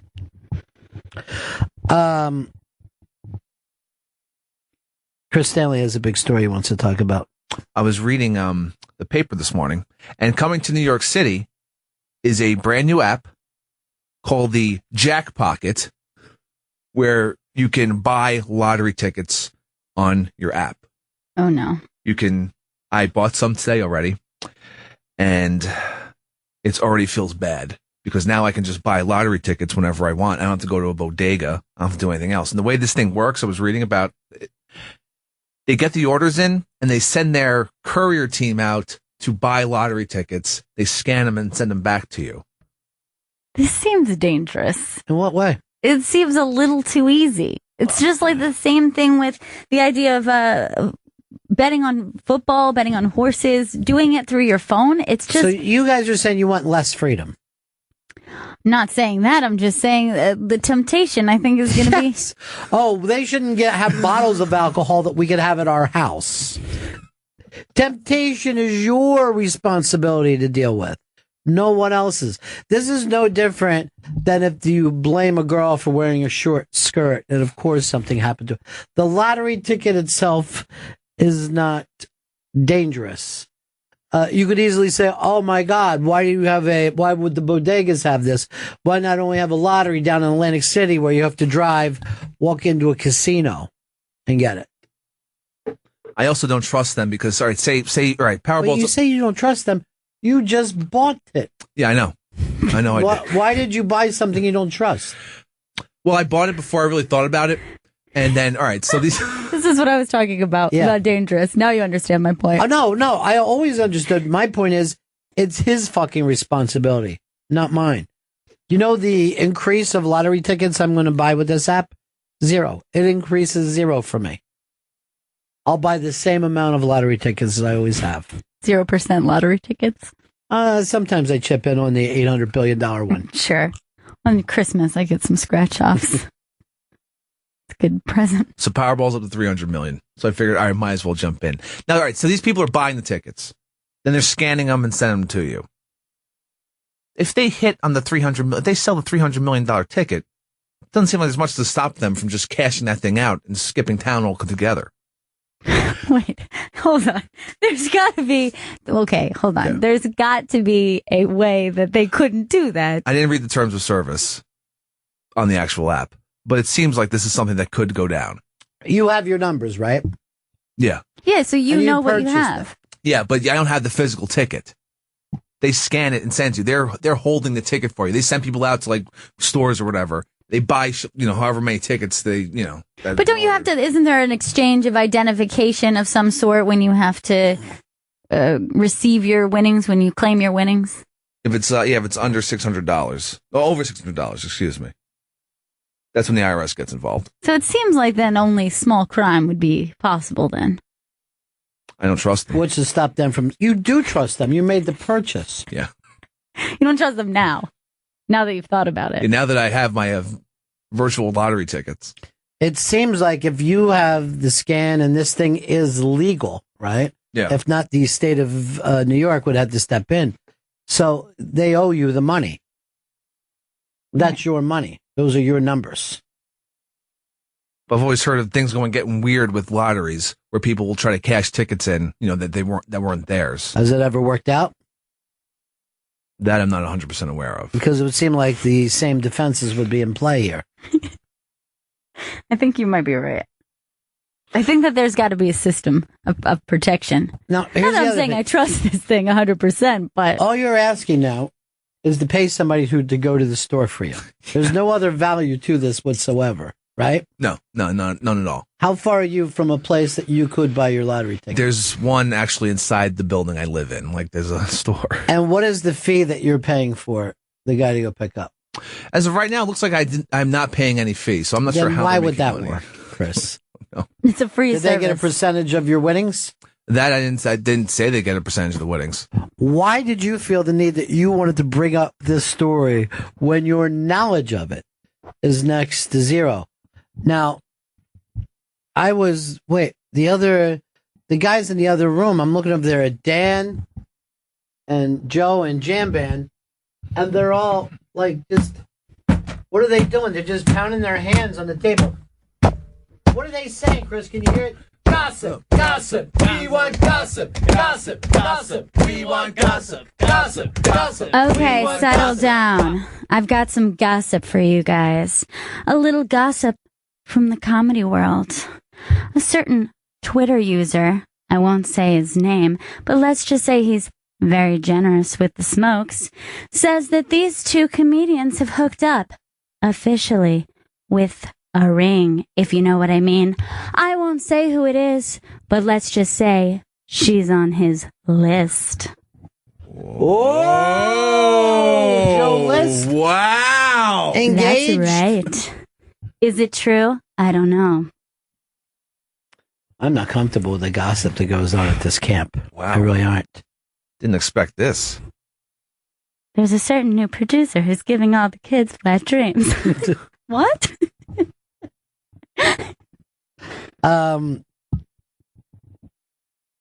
I can't be held accountable for whether or not it's truth. But that's what I hear.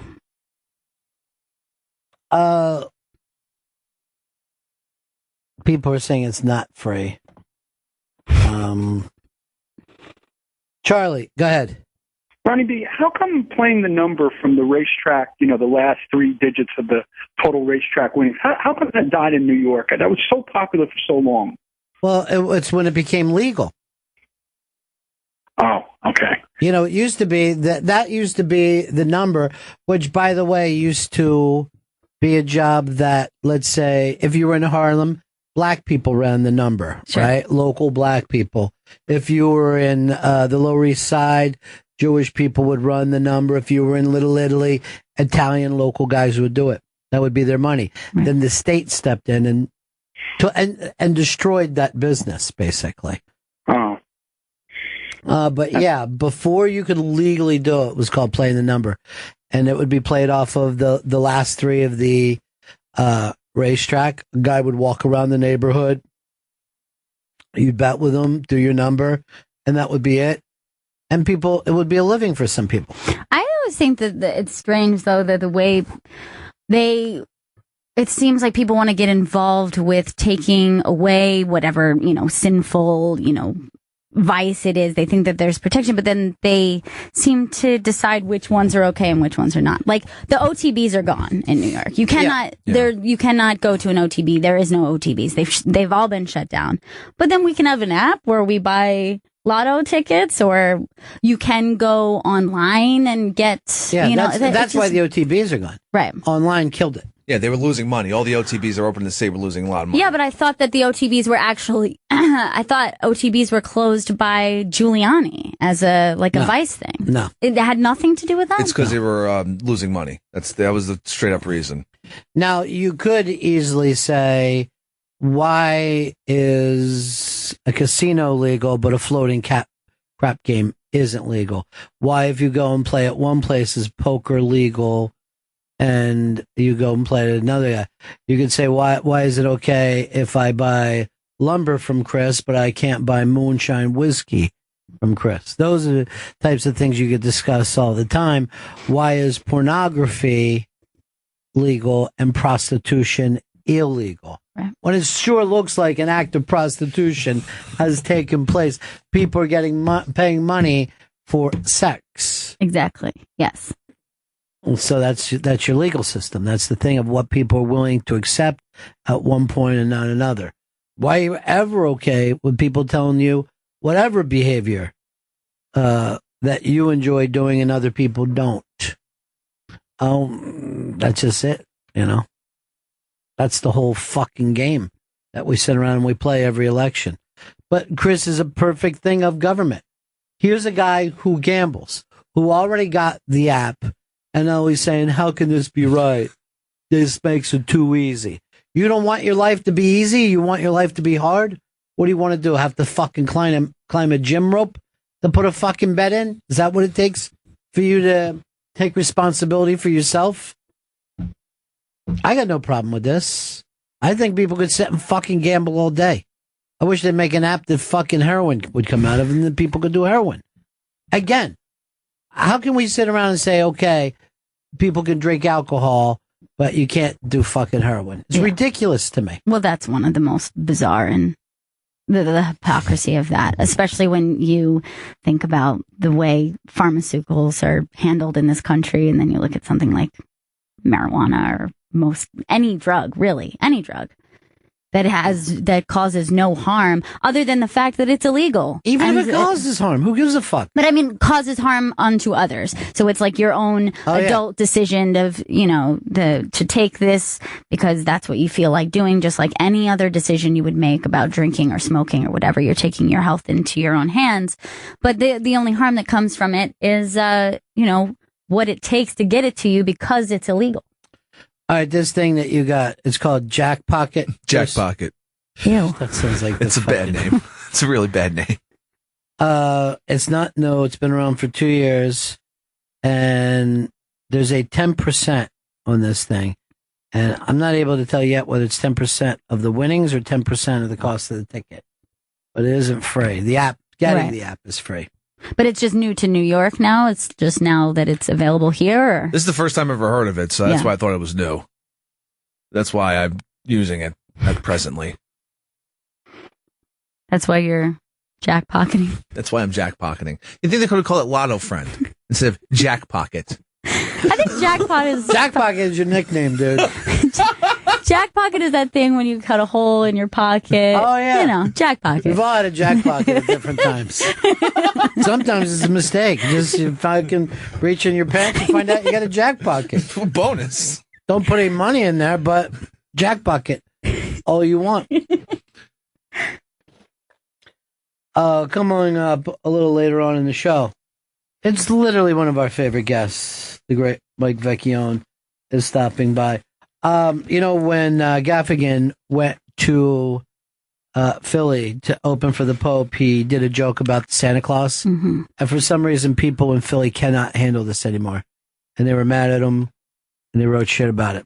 Well, it's a joke that's been around for a long time, and I think it's possible that Philly is just a little tired of that.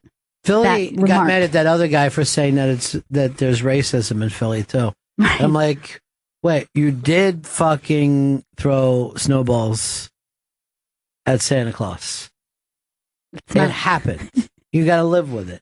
Everyone gets mad at the people in the South was like, stop bringing up Jim Crow laws. No, it's pretty big. We can't.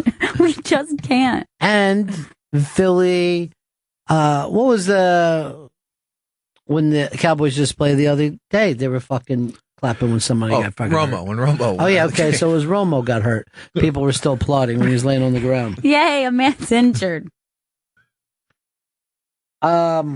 The head coach of the Texas Texans says, don't go on Hard Knocks. Don't let Hard Knocks do your team. We hated it. He said he would not recommend to any coach, team, or player to ever go anywhere near this TV show because of the constant nonstop cameras in their face as they're trying to build a fucking game plan a season. So what's the upside of letting Hard Knocks go? There. Why did they all agreed to it before? I think the NFL now makes teams do it. They can't. Now, how long do they follow them? Is it or they do the Patriots? They do it throughout their preseason. Oh, okay. You watch players get cut, and it's really I'll click the channel when they call a guy in. Hey, Bob, coach wants to see you. Oh. And that big fucking lump just walks down there knowing that while he's wearing gym shorts, his dreams are going to be taken away. That's heartbreaking. First of all, give me the iPad with all the plays on it. Bob, you're a great guy. Everybody likes you here. You're just not good enough to live your dream. Now, the guy with the locker next to yours is going to be set for the rest of his life. We're giving him $62 million. Guaranteed. You're probably going to end up either a bouncer at some fucking dive bar or helping people unload the trucks over at Walmart. Maybe we could both stay on the team. We could just split it down the middle. Dude, you have a better chance of hitting Jack Pocket this summer than you do of making any fucking money at all in football. Now, if it means anything to you, you probably would just ran through that money and be broke in 2 years anyway. So you're better off not having it. No team's ever done well off coming off a season of Hard Knocks. Well, have any good teams ever done it? I think there was some heat behind the Bengals, but they went out in the first round of the playoffs like they usually do. I mean, that might have been the most. So your point is, you got to be a Super Bowl team before this matters. Yeah, I mean I think that's what we want to watch. You got to win the Super Bowl. Yeah. Well, you got a 1 in 32 chance, and even if you know the game, you got a 1 in 8. Nobody picked the Patriots to win last year, even though they're a strong team. So, what do you get out of it? I mean, the real thing of it is like, you think to yourself, well, this is a game I wouldn't want to play. Fucking hurts. You spend all your time being taped up. You're sweating. Guys are yelling at you. Even coaching looks like a fucking nightmare. Oh, that Jets coach's kid got in some trouble, right? Yeah, the tight ends coach for the Jets. His son started tweeting out, Geno Smith is a bum ass. And then he started tweeting out pictures of Antonio Cromartie's 2 of his 15 children and started basically saying these guys got too many kids. He has 15 kids? He has 15 kids, yeah. He does? He has 15 children, Antonio Cromartie, yeah. Holy shit. Wow. Yeah, he gets around. That's a lot of kids. Doesn't like condoms. How old is he? His 30s. He's not old. 30s? Wait.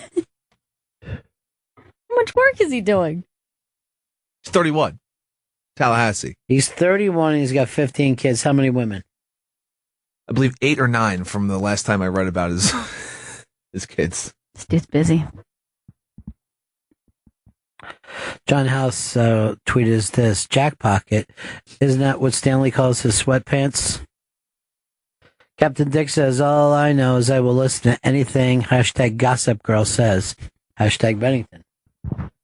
So Joe List engaged. Engaged. To?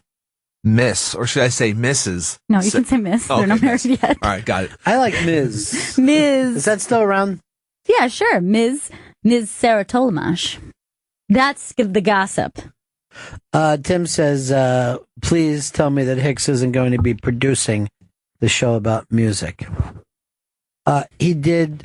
It's basically supposed to be piecemeal together, right? Yes. We play our music, then it has to be piecemealed in different places. Yeah, into, VO. Voiceover, for those not in the business. I'm not doing voiceover. I want to listen to the music and talk about it. I don't want to just start talking about the music like a voiceover person without listening to it. That's fucking insane to me. That's how we roll. Yeah. That's the only way I know. It's got to turn into a fucking, seriously, T.O. fucking party. And it did. And it always will. People writing, how can you do the Detroit scene without doing Motown? I will tell you this. We do the Detroit scene in the fucking 60s and 70s and still don't mention Motown. Yeah. But let's be honest here. Who doesn't know about Motown? What American or English speaking earthling does not know the Motown story? We all know it. Yeah. But there's more Detroit music. The Detroit rock scene has been fucking amazing. And I love the idea of the rock scene and the Motown scene happening simultaneously. Like they bled into each other in a lot of ways. You think they did, or were they separate but equal? No, I think that there was. I think that with some artists in particular, there was some bleed over. There was, there's no way not to be influenced. It's interesting. That should come up during GPS. Mm-hmm. So we're playing that this weekend on Deep Tracks, Channel 27, 3 p.m. this Saturday premieres. 3 p.m. East. 3 p.m. in the East. Wayne says, to be exempt from Hard Knocks, you've had to have appeared in the last 10 years, have a new head coach, or made the playoffs in the last 2 years. So they're literally looking for non-playoff teams, Chris. Okay. Now that makes a lot more sense. I never gave it any thought. I would figure, like most things in life, if the Patriots or Packers wanted it, they would get it. If the Steelers wanted it, they would get it. I would have thought that those teams are like, look, we're doing things the way we want to. Don't bring Hard Knocks around here. They had a bad fucking weekend there over there in Pittsburgh. Big Ben. It was an MCL, which is not ACL. But they still said 4 to 6 weeks, and then other people are saying even longer. But they got Mike Vick taken in. Mike Vick is going to do it all. He led them to no points after he came into the game. They held. There's much you can ask for. And now he's going to get a week to learn the playbook, so that's good. They got Le'Veon Bell back. I think that entire team's been fucking about Roethlisberger, period, for the last 10 years. Here's Danny in Chicago. Hey, Ron, how are you? Happy Monday. Listen, I got a friend of mine whose son graduated University of Chicago. Okay. And I was talking to him, asking about his kid, real smart young man. And I said, what's your kid up to? And he's like, well, he's working for the NFL right now with the Chicago Bears. And I said, what's he doing? He goes, well, a lot of these kids that come to summer camp with the Bears and trying to make the team, a lot of them have difficulty understanding the playbook. So he's assigned a player, and they have to understand the playbook and have the ability to make sure that that player understands it. And they stick with them if they feel that this is going to be problematic. And it was really some interesting insight that I didn't know NFL did. Well, it only makes sense. I mean, a lot of times in a movie, you've got to hire a dialogue coach. There's plenty of actors who go with an acting coach. So that they go up privately, stay in tune and get back. I would not. I think I would find it incredibly complex to try to follow an NFL playbook. First of all, it's happening in real time, and the play could be changed seconds later, and it's very, very complex. The blocking assignments, routes, defenses are complex these days. Oh yeah, it's ridiculous, and these playbooks are gigantic of the stuff they need to know. If you see a quarterback's arm, even that band, you can see the writing of just dozens and dozens of plays on his arm. Guys that have been in the game for years. Yeah. Into the game for years are doing that. So, no, I'm not surprising, and I also don't think it makes those players dumb, because let me tell you something. You'd rather have a natural athlete on your team than a really smart guy. Right. True. Football is not a thing. I mean, it's great if you're highly athletic and smart, but if you have to choose between the two, take the athlete. Look at that fucking play yesterday with the Jets. A guy who's been playing the game for years tries to pitch the ball back into a crowd. You're out of your mind to fucking do something like that. And that guy, Pro Bowler, Brandon Marshall, just ridiculous. Yeah. He's not like a young guy, right? No. And basically closed the game down for the Jets. I mean, at that point, the Eagles honestly went into some almost prevent offense. Yeah, they slept through that second half. Yeah, they were just like, if we don't do anything, we will win this. This fucking entire offense is built on speed, and they were working the clock for 2 quarters. Yeah. It was terrible to watch on TV. It was a very exciting first half. And then the second half, I was like, what's going on? Knowing that they were going to give up points, just not enough points that they would lose. Yeah. They said, we'll probably give up about 21 points here if we play this way. Good enough, though, for right now. That's all we need to get out of here. Look, you're destroying the other guy, right? Let's suppose you're boxing. You're fucking out in the 3rd round. You've knocked this guy down 3 times. He's bleeding. You come back and your fucking cornerman says, stay away from him for the rest of the fight. Take some shots. Keep your hands up and just let him fucking hit you on the forearms. Get in body shots. Just don't get knocked out. We're up on points. It's great. Those knockdowns are going to be huge. Stay away from him. Just run. Just run around the ring. tie him up, and hold on to him. And that's what the second half of that game was like. It was pretty snoozy. What's the game tonight, Chris? Tonight's game is Packers. It's Packers Chiefs. Chiefs and Packers. Okay, Chiefs and Packers. Line is 5.5. You know, when you say Chiefs and Packers, it sounds a little bit like cheese and crackers. I'm just going to say that for the first time ever. And I believe that this is a replay of Super Bowl number 1. I think this is the first Super Bowl, which was cheese and crackers. Now,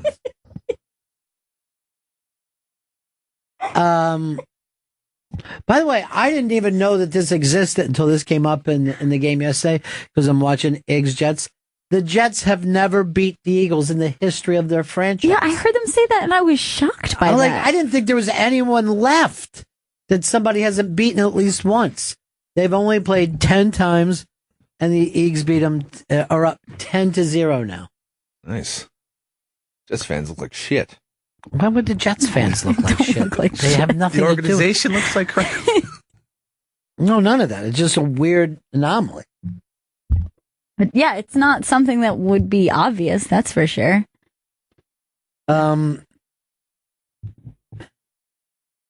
Here's Matt in Missouri. All right, I was curious. I can't think of any. Are there very many NFL players who have been traded or released from one team and then only to go back and play for the same team again, like, years later? Well, I don't know. Has anybody ever been back to retire with their team? Fran Tarkenton with the Vikings. He came back. Oh. He started as a Viking? I believe so. Went to the New York Football Giants. And then he came back to the Vikings. And was he successful for them on their second run? We went to a Super Bowl when he came back. I would consider that. What about Craig Morton? Wasn't he a Cowboy left and back? Maybe I'm wrong about that. Well, I know that, no, went to the Broncos. It's common for some players to be traded, and then when they retire, on paper, they go back to their old team just so they can retire, Yeah, some of those veterans, too, you kind of won on the team because they're a guy on the field teaching the young guys as well. All right, Joey, send yourself into the big-ass prize closet. All right. Good prize closet for the Fran Tarkington. I'm going to do it. That's a really good answer. What did you end up winning? The Gronk ball? Today, I ended up winning the Gronk ball. Yeah. No, you didn't win it. It's for Highlander. Who do you think did better on the show the other night, Joey or Dan? I didn't get enough Dan on screen the way I was looking for. Yeah, it's kind of hard to say because there was not enough Dan. It was not balanced. Joe was. Was there a reason that you never held the phone for Dan? Well, he had more data, is what it comes down to. Okay. For Periscope. But couldn't you turn around and hand him the... Yeah. Well, we were switching off. Oh, you were? Yeah. And he was doing some interviews. I was doing some interviews. There was a lot of interviews. It was great. Now, would you guys rather do this as a team or separately? No, we did this as a team. Joint What effort. about the future? Oh, in the future, team. Okay. Great team. Because I was thinking maybe you could do some Dan from some of your comedy clubs. Well, that would be fun. Which now means Joe has to go to comedy clubs. Well, Joe, you've tried stand-up too, right? Yes, I have. Have you ever gotten out of the basement in Gotham? Have you ever done any of these other rooms? I did the upstairs at Gotham once. I opened up for a friend But there. it's just Gotham for you. Yeah, pretty much. And Eastville. I've done Eastville before. Okay.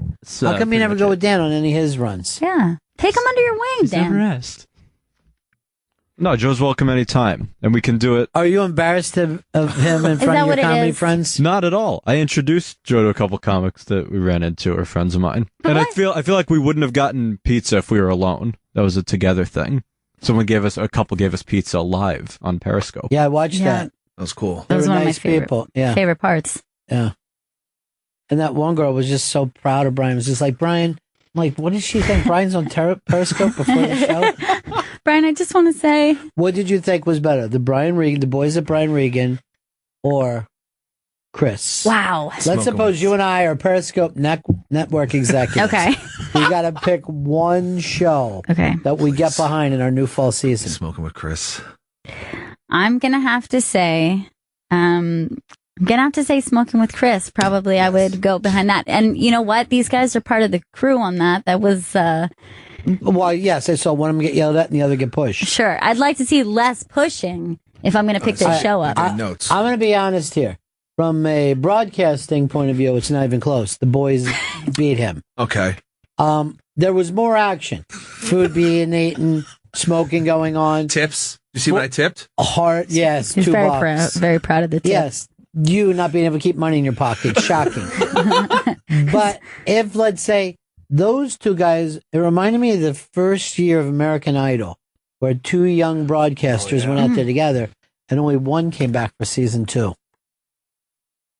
I'd be interested, maybe, for them to be a guest, like to be guests on Smoking with Chris. Maybe not enemies, production enemies. Why were you yelling and pushing them? So I was trying to keep the whole production under with physical strength, with brute strength. Is that what we do? Who's ever the biggest guy? That's how you get a show. When you have to physically shove someone, it does mean that you're not in charge. They do not respect you. If you have to break it down and start shoving people. Well, it's first episode. So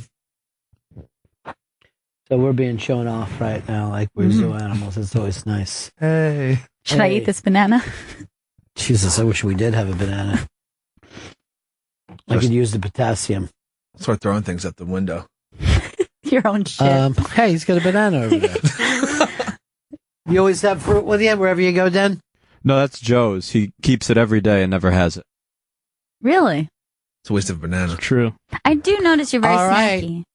After the gossip broke, Joe List just tweeted, just got engaged.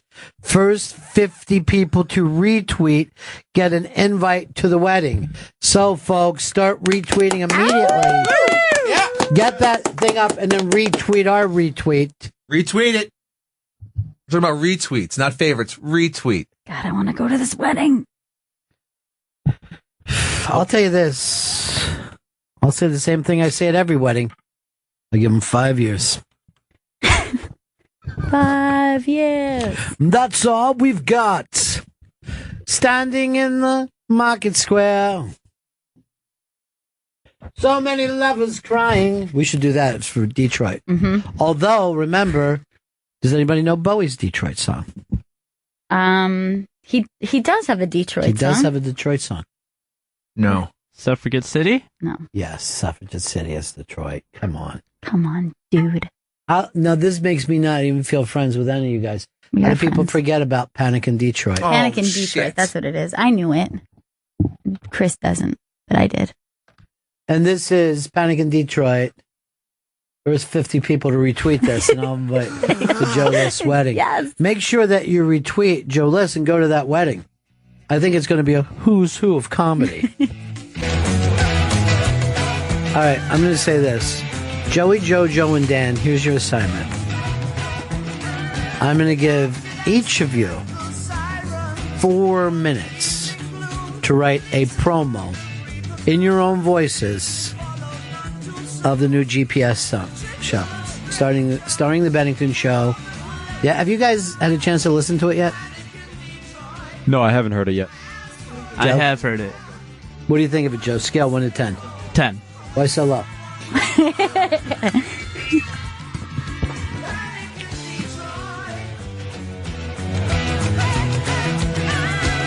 You now have 40 minutes, each of you.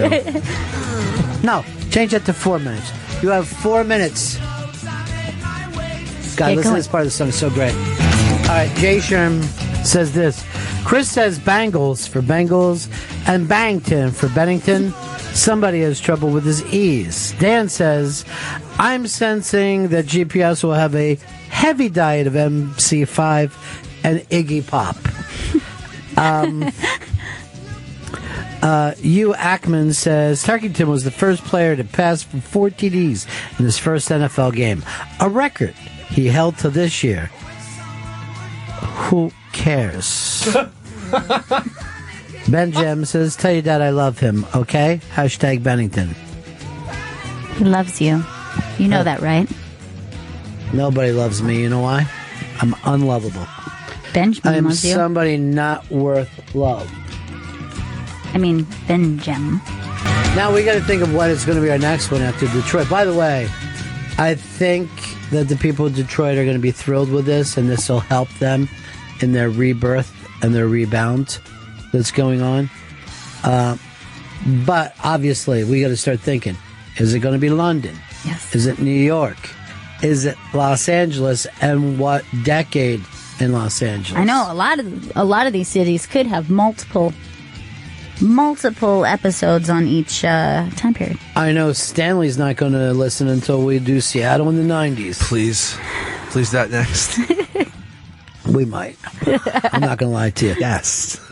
And there's some places that we should do more than just the city, should the state. Let's say Atlanta's great, but if you add all of Georgia, it gets even funkier. Right. I think some place like Atlanta, yeah, you're going to have a couple, but I think it would be wise that it would be the state of Georgia.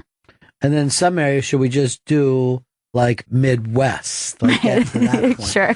Now, if you were to do London, you're looking at quite a few different decades as well. What would be your favorite decade in London? I think you're going to have to go London, like early mod 60s time. I think that's going to be more than punk London, more than Brit pop London. I think you're going to have to do that one first. Chris? 70s punk London. I would actually say 70s glam London blows away 70s punk London. I think the glam scene there was much fucking more fun than that latter day punk scene. Yeah. The Latter Day Punks. It's a pretty cool name. Yeah, I know. I would do it if I was a Mormon punk. But we're the Latter Day Punks. And oh, yeah, fuck your mother. Shocking. We don't have the promo yet. I'm expecting one in about 120 seconds. Oh, I have time, and they're at 30 seconds right now. Wow. I'm going to give them a little more time because Oh, that's so sweet. I see Joe still trying to read.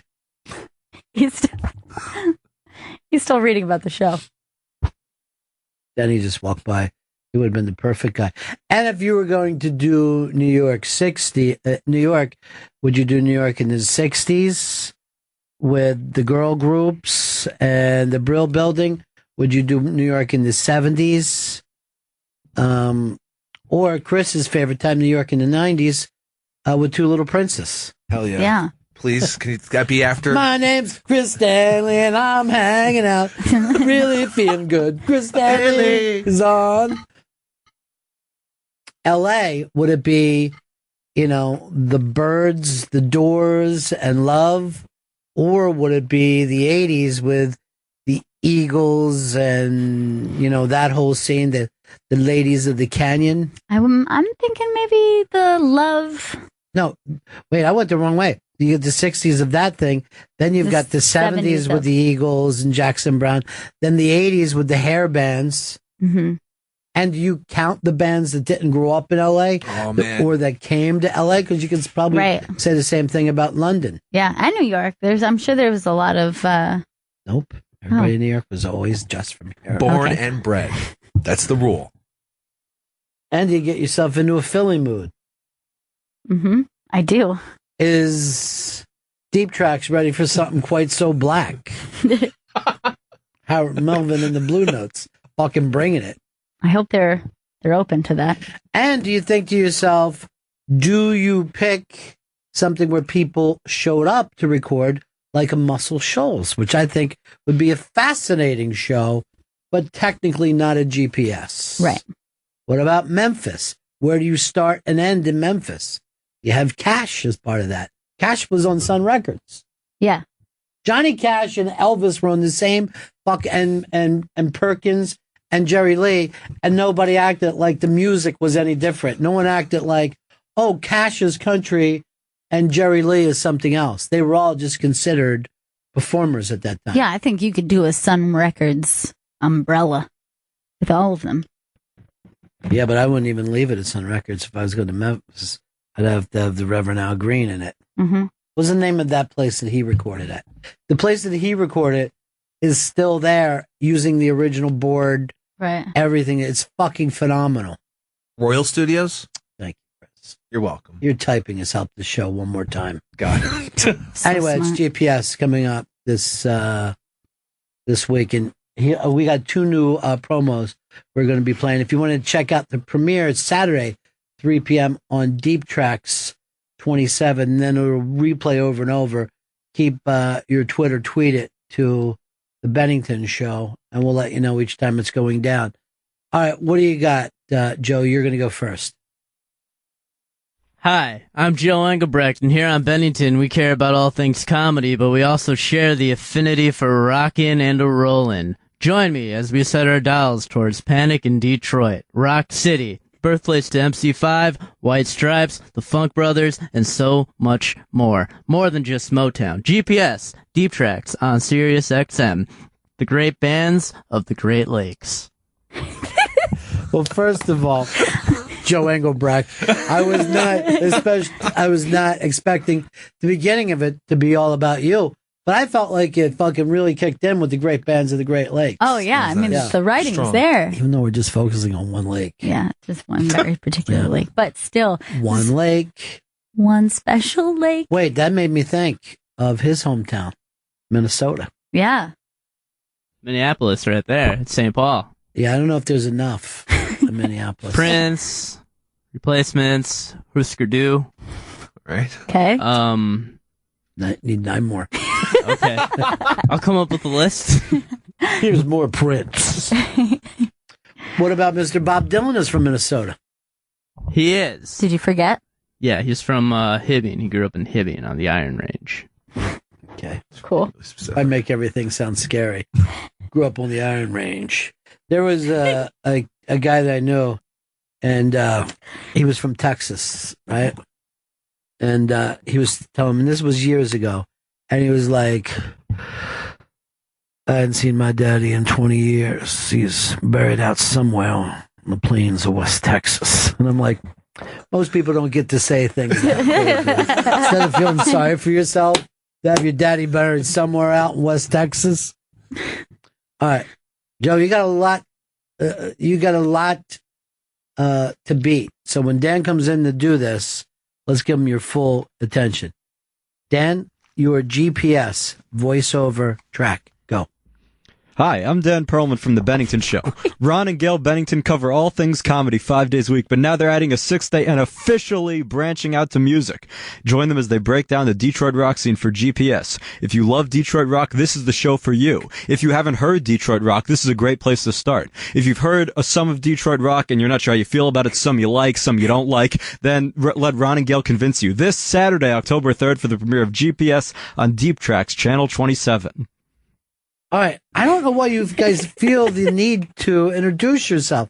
Commercial artists never introduce. No. You guys see yourself as George Clooney doing a voiceover. At first I had Joe's name, and then he said we each needed to have our own. Chris, which one did you like better? I like Joe's tagline at the end a lot. Yeah, that's all you heard, the tagline. What about the rest of it? I like the comedy of Dan's. It reminds people, don't forget. Yeah. We work in a realm of comedy as well. There's laughs to be had. All right, so I thought Dan also had a better voice for this, and he also felt like let them, convince you, which I thought was an interesting way to go with it, because this is not a one-sided conversation. Mm-mm. The audience is going to be involved. And it's not the same old tracks you're used to. No, that's true. The show's going to be something else. We're going to break here. When we get back, Mike Vecchione, Hizzle, you're going to love him. You already do love him. Holy shit, he's going to be performing at Brad Garrett's Comedy Club at the MGM Grand, Las Vegas, November 9th through the 15th. He's got a new album, Muscle Confusion, that's available now on iTunes. And I wonder if he knows that Joe List is getting married. We'll find out all more when we get back. The Bennington Show. Mike Vecchione in studio with us. You know, when I heard there was engagement today, I didn't think it was going to be Joe List. I thought it was going to be you. Oh my God. Oh yeah, Joe. I did see that on Facebook. Yeah. Yeah. I mean, I talked to him. I had 3 spots with him this week, so he didn't mention anything. So I guess it was under lock and key. Like they don't want you at the wedding. Maybe that's what it is. I think so. I think that's what it Holy is. shit! That just made me think bachelor party.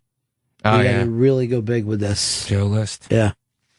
Joe List bachelor party, but he's a clean guy. He doesn't drink, doesn't do anything. So how? We'll see. Let's just see what happens. Bachelor party. It's a challenge. There's always got to be one night, even in the program. It's like just take one night. They say that? Yeah.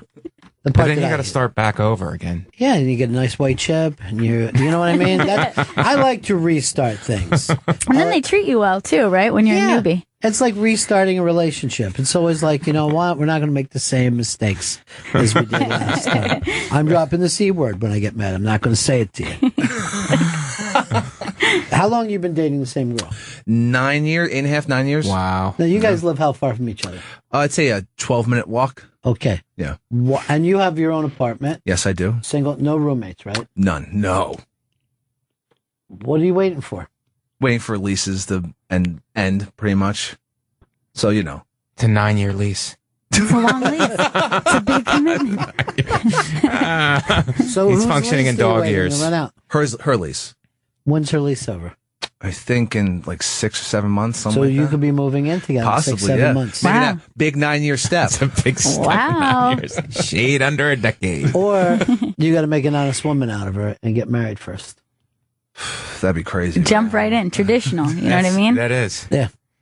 Do you think it won't last? Is that why you're not getting married? When you move in? No, I just think, the marrying kind.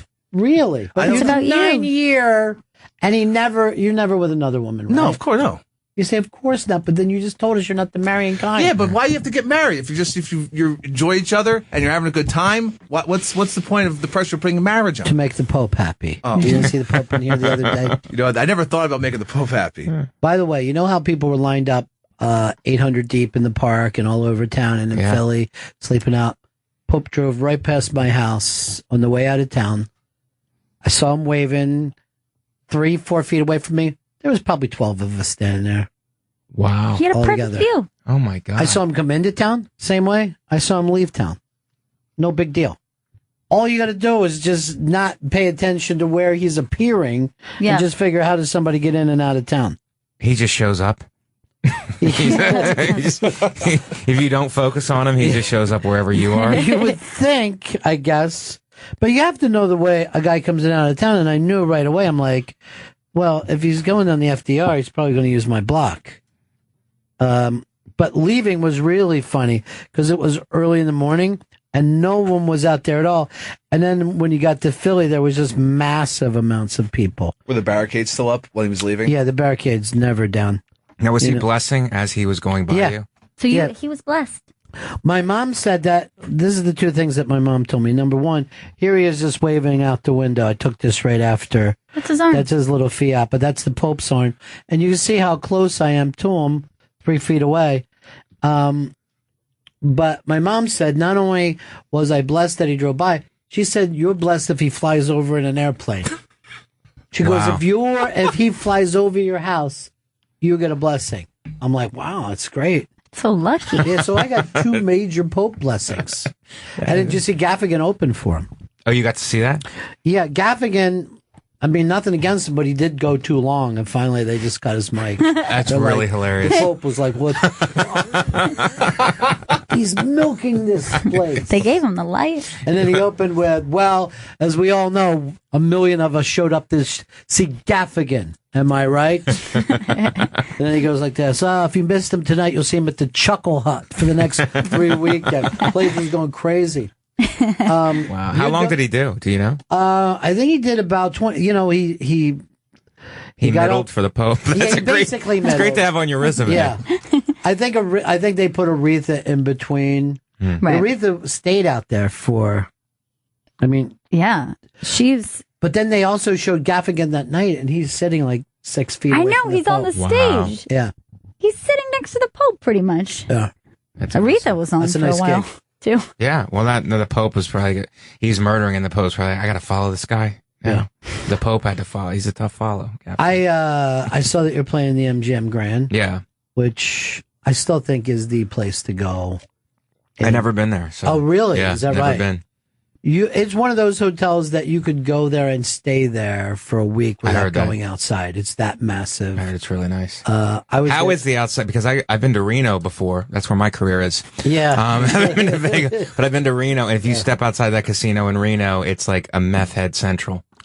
The police are pretty hardcore in Las Vegas. And it's pretty touristy. You stay on the strip. It's, you're getting. Yeah, I mean, it's big money. So everybody's. Yeah. But, Reno just, I mean, even the name. It's an outlaw town. Yeah, it's Johnny Reno. Sounds like a porn star. Yeah, it does. Johnny Reno. It just seems like somebody could get fucking shot at any moment. Well, what was the Paul Thomas Anderson thing that took place there? It was his first movie, Heart 8. Yeah. Yeah, and it just had that feeling of almost like a small town Ramada Inn that you could fucking throw dice at. Yeah. It was harsh. But I was out at MGM for a couple of fights. I was out there for the night that Tyson got his ear bit off. And that thing turned into, it was a dangerous spot out there that night. But that was, that was the big place for a long time, MGM Grand. It was the first time that they opened up like a really huge venue that, the Who would stop at, right. But how was that? I'm a huge boxing fan, so that must have been like unbelievable. Floyd Mayweather just had his last fight, and he fights there all the time. So, but the Tyson Holyfield thing must have been unbelievable. I've said this before. The Tyson Holyfield thing, the excitement level was so high that you could have easily thrown up at any given moment before the fight started. I was just like, I hope I don't pass out before this fight happens. And it was the energy in that room of like, oh, ladies and gentlemen, here comes Eddie Murphy, here comes Jack Nicholson. The place there had to be 100 major stars that were being, here's Donald Trump, and went on like that for 10 minutes. And then to build up, because everybody's got money on it, everybody's excited. And when they started fighting, people went, I just felt like we went out of our minds. And people were just grabbing each other and starting to swing all over the place. That's really true? Dude, I was getting in a fight in the fucking press box. Wow. A guy is sitting behind me, and he's like, hey, sit down. This is the press box. He grabs my shoulder. I was fucking on him. Let's fucking. And he's going like this. His throat. He's like, this is the press box. But it was almost like madness came over. And when Tyson bit his ear off, which I couldn't even see where we. Right. I didn't even see as good as you saw at home until I watched the tape later. And they stopped that fight. It was madness. So you didn't know why they stopped it at first? No, everybody just went fucking crazy at that point because most people bet on Mike because it was Mike. Like, people forget that, Holyfield was a scientific boxer who, you know what I mean? Right. But Mike was such a celebrity. Like, all the celebrities that were there to see Mike. Right. So when that happened, everybody's flying out of the place. There's all kinds of shit being thrown around and all. And we went back in the casino. They were fucking turning over tables. Jesus. Boom, they started shitting stuff down. By the way, none of this made the news. Nothing. We didn't get to our rooms for another 2 hours because the LA gangster scene that showed up there was fucking unbelievable. It was Oakland and LA gangsters. And it was guys wearing if a guy had on a red tuxedo, he wore it from his shoes to his top of his top hat. And then he was with a guy all dressed in blue like that. It was fucking crazy. And this was all over. All the tables with the money went on it, immediately. $500 if you want to put a bet down anywhere. I mean, the money that came into that town was obnoxious. And those were the guys that lost their shit after. And there was fucking guns going off and shit. Everybody had to go out. Yeah. And none of it made, we were like, oh man, we get back to the fucking thing. We'll turn on the news and see what happened. Vegas news act like there wasn't a problem in the world. They'd shut the fucking casino floor down. People were just grabbing chips and shit. And, guys would tell me later, they go, there'll be a lot of fucking holes in the desert over this, Right. They switched all the chips, I believe, like by the next morning, and they got it up running again. But they lost fucking control for like an hour. Wow. Yeah. Were there a lot of gang members? Yeah. I mean, they were all dressed up, but it was, and these guys are fucking humongous. I don't know how big you got to be in a fucking LA gang, but it seems like you got to be 400 or 500 pounds. Wow. Just enormous guys wherever I look. It was insane. Jeez. And that was like almost like the end of prize fighting is bigger than everything. You know what I mean? Like that night, I think, was the end of an era in a lot of ways. Yeah. Now it's focused on a bunch of different like MMA and all that. It's broken up a lot. It's broken up all over, but you don't have like Earl when he was a kid. My friend Earl saw Muhammad Ali walk down the street in New York when Muhammad Ali was the champ. This would have probably been mid 70s, right. And everybody came out of every building and was running next to him, and it was basically like the Pope got to town. Like people saw Ali, and it was the biggest thing ever in their lives. Like Earl's still talking about it 35, 40 years later. And I don't think that, not only is there not a fighter that big, I don't think there's a celebrity that big. I don't That's think true. anyone. I think Michael Jordan, they tell a story about, Charles Barkley tells a story about, and Charles Barkley is famous and well known, being out with Michael Jordan and then just shooting pool, and people they had to have it roped off because people were just staring at him shooting pool. Like they just wanted to watch him, like just be. I wonder, like, who is the celebrity that could walk in this room right now and make us feel that way? Is there anyone? I don't know. Is it still Jordan? Is it still? Is there anyone big enough? Who would it even be for the? Well, yeah. Until last night when he fucking sang with that girl. Oh, Taylor Swift. When I saw him singing with Taylor Swift. Rich Voss. If Voss came in, if Voss came in here now, and the thing is, I've seen so many Voss impersonators that it would probably take me a couple minutes before I even believe it. You wouldn't trust it. No. You wouldn't trust that he walked through the door. But if it was Voss and Barney together, I'd probably faint. I'd probably pass out and go down. Joe, you're a millennial baby, right? Yeah. Who would it be for you? For the millennials. Yeah. And I'm speaking for all of them. Good. That'd be great if he didn't answer because he's on Instagram. Yeah. He has no attention span. It's probably who would be somebody from there. Yeah, probably Instagram star. No, who would it be? The guy who invented Facebook, that fucking nerdy weirdo? Oh, Mark Zuckerberg? Possibly. I mean, for me personally, it would have to be Kevin Garnett, but that's just me speaking for me. See, that's the problem. A locals thing isn't now.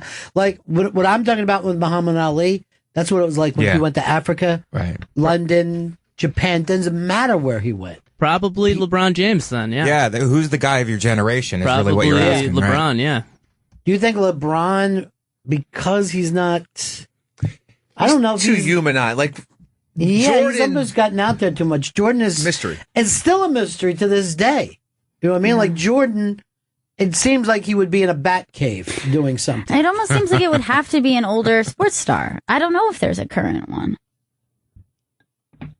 And look, if you look back to in Jordan's time, look at the other people who were around. You had Wayne Gretzky, who was the fucking greatest hockey player of all time. You had Bo Jackson going back and forth. Yeah. You certainly had, at the time, we thought McGuire and Sosa were the biggest things that you could be. And yet none of them touched Jordan. No. None of them came close to Jordan. And Jordan didn't play in New York or L.A. When you really even think about that. Yeah. That he played in a Midwestern fucking cow town, a place that fucking pigs' intestines are laying in the streets and cattle blood just goes. But you had to watch TV. There was no YouTube. There was no Twitter. It was like now that it's so divided, it's like I don't think anybody gets that kind of exposure anymore. You don't have the bigger than life. Right. You don't have the bigger than life because not everybody's focused on the same thing. You may be watching TV, but I'm watching YouTube. I'm watching something else. Yeah, we got that picture of me coming back with the tickets to see Jordan and your little brother. That's right, being yeah. so young and just diving at me like when I said, and I have Jordan tickets. Unfortunately, this would make a great thing.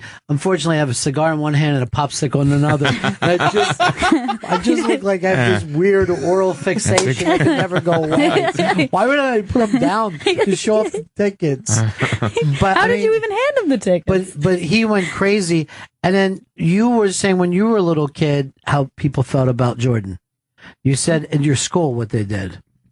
They brought the Jordan. Oh yes, they brought the cutout. Yeah. So there was a cutout just for for the kids to just stand next to him and then feel like, oh my God, this is what it would be like. And people got their picture taken with it. Was just a cutout. It's a life-size cutout. Yeah, exactly. So you're getting the height effect, and like kids were thrilled to stand next to the cutout. I will say this, the 1992 Olympics, watching that team, watching all of our greatest athletes get together and crush the rest of the world. You had to buy a special package so you could see all the games, right. No matter what. I'm like, fuck yeah, give me the package. I remember the package will come on immediately, correct? So when I hang up, package is on. I can trust you for that. Daryl, I've written your name down. Daryl, we were so excited to see ourselves crush the rest of the world. Now we don't know whether we're going to win. But the people from other countries were excited for that too. We were playing Yugoslavia. Yeah. Yugoslavian fans were like, "Dream team, dream team." It's like they were rooting for us too. Yeah, it was. That is true. But I don't know whether we could get up to that level again. I mean, we certainly don't have a football player who's idolized now, right? I mean, Aaron Rodgers, we all agree that he's great. Now, but there's some people would say Tom Brady. I don't think you'd be freaking out if Tom Brady was on your plane. I think you would still, like, if Tom Brady and Mike Tyson were on the same plane, I think people would be more excited that Tyson was on there, even after all these years. Yeah. I really believe that. Yeah. I mean, only if you're from Boston. It's only for a local thing. I think they would freak out over it. Even no matter what, it just seems like he's a kind of a tall, regular guy. Yeah. He's not otherworldly. Like, the idea of Muhammad Ali being on the same planet of you. He's a bigger personality. Yeah. Tom Brady doesn't have that personality that Tyson has with all his whatever you call it, his history and his baggage. Yeah. So he doesn't have that. So what he does on the field is unbelievable, but he doesn't have that aspect.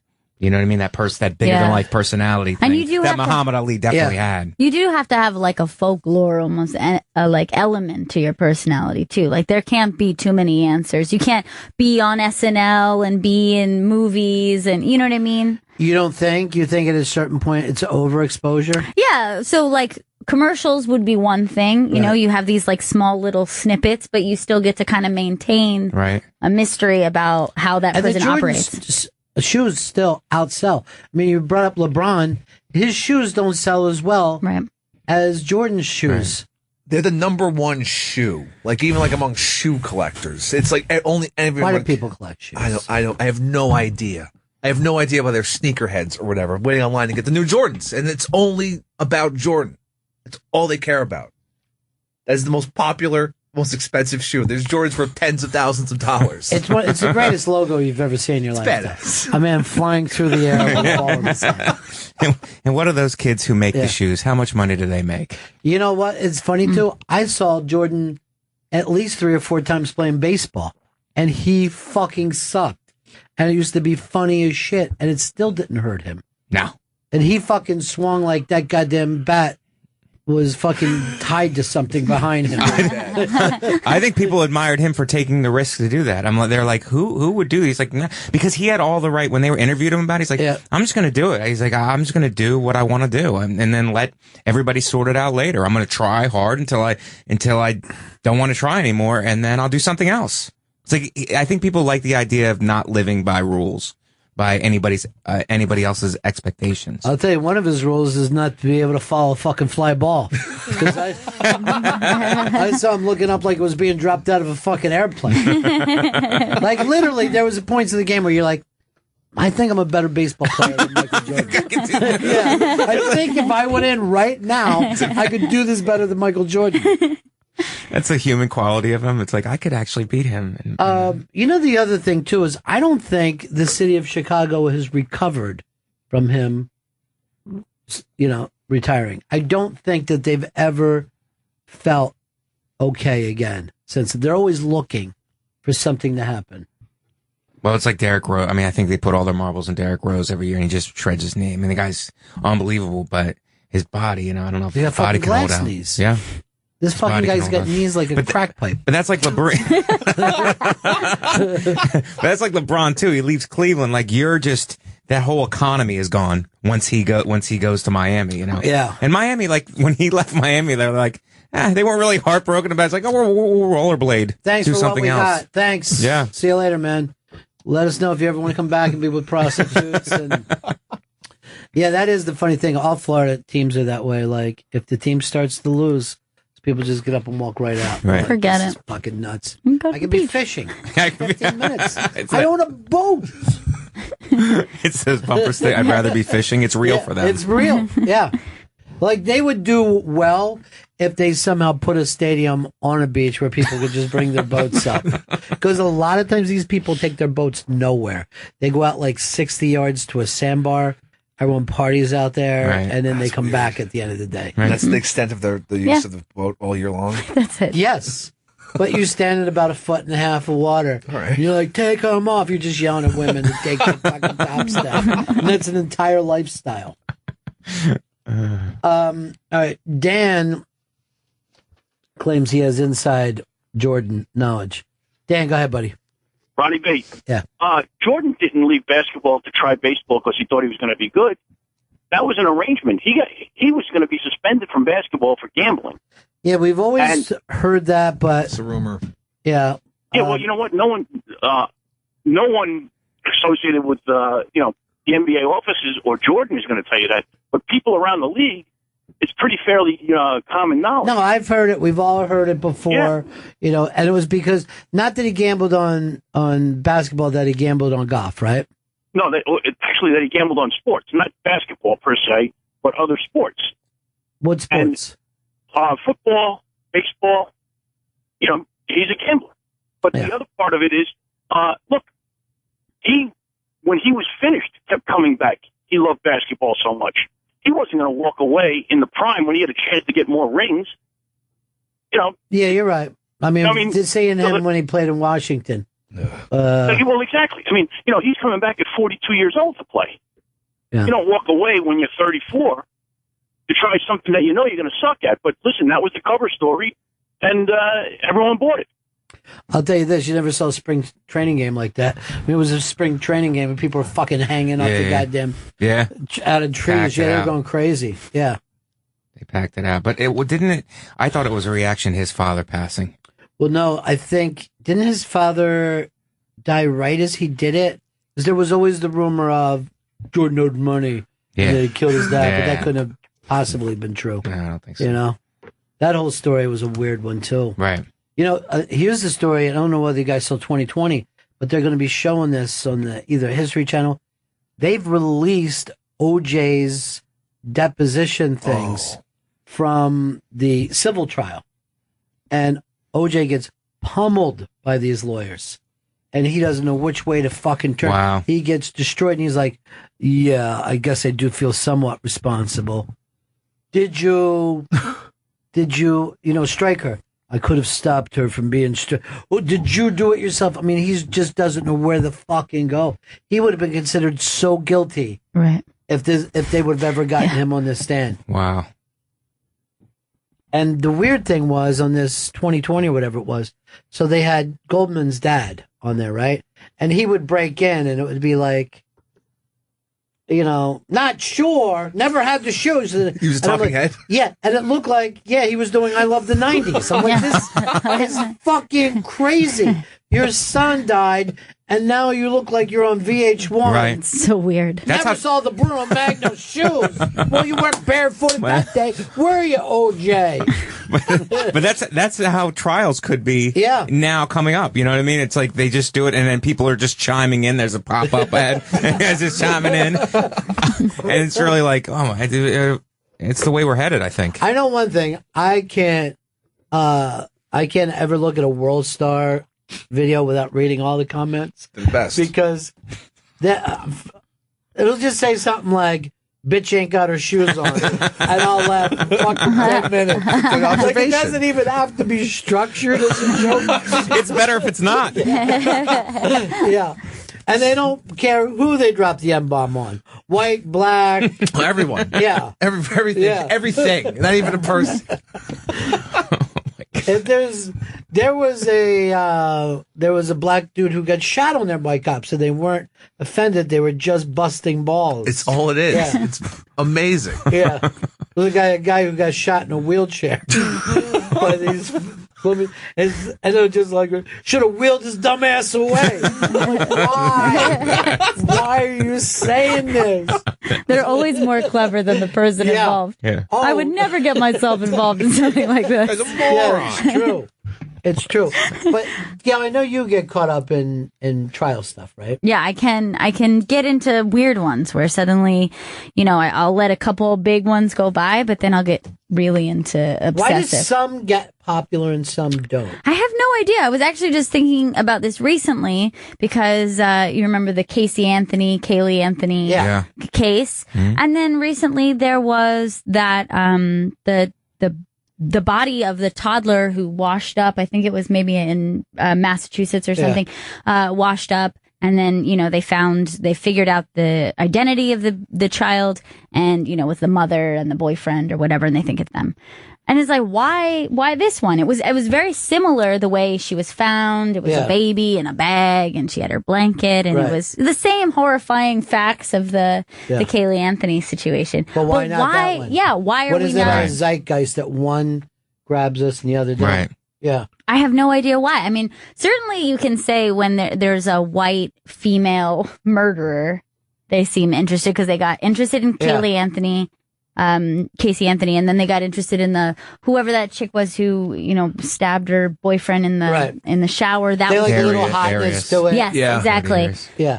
They like a little hotness to the defendant. Right. Makes people stick up for that defendant. But murderer hot, which is not really not model regular. Yeah, not a model, not a movie star. Hot for a murderer. Right. I think like they go after 9. whatever's trending, like the dentist who killed the lion. Yeah. Okay, that was a weird thing, but I think it got a lot of clicks and a lot of play. So then the next day, they did stories on 3 more healthcare professionals that killed 3 big game animals. And it's like, oh my God, this is an epidemic. Yeah. But it's like one thing that says the media just focuses on that. Well, they showed this the other day from Florida. It's up on the iBank. And it was a woman, I think she was riding a sea turtle. And that came after the person who was hanging on to a manatee. You know what I mean? I think Mike is on to something with this.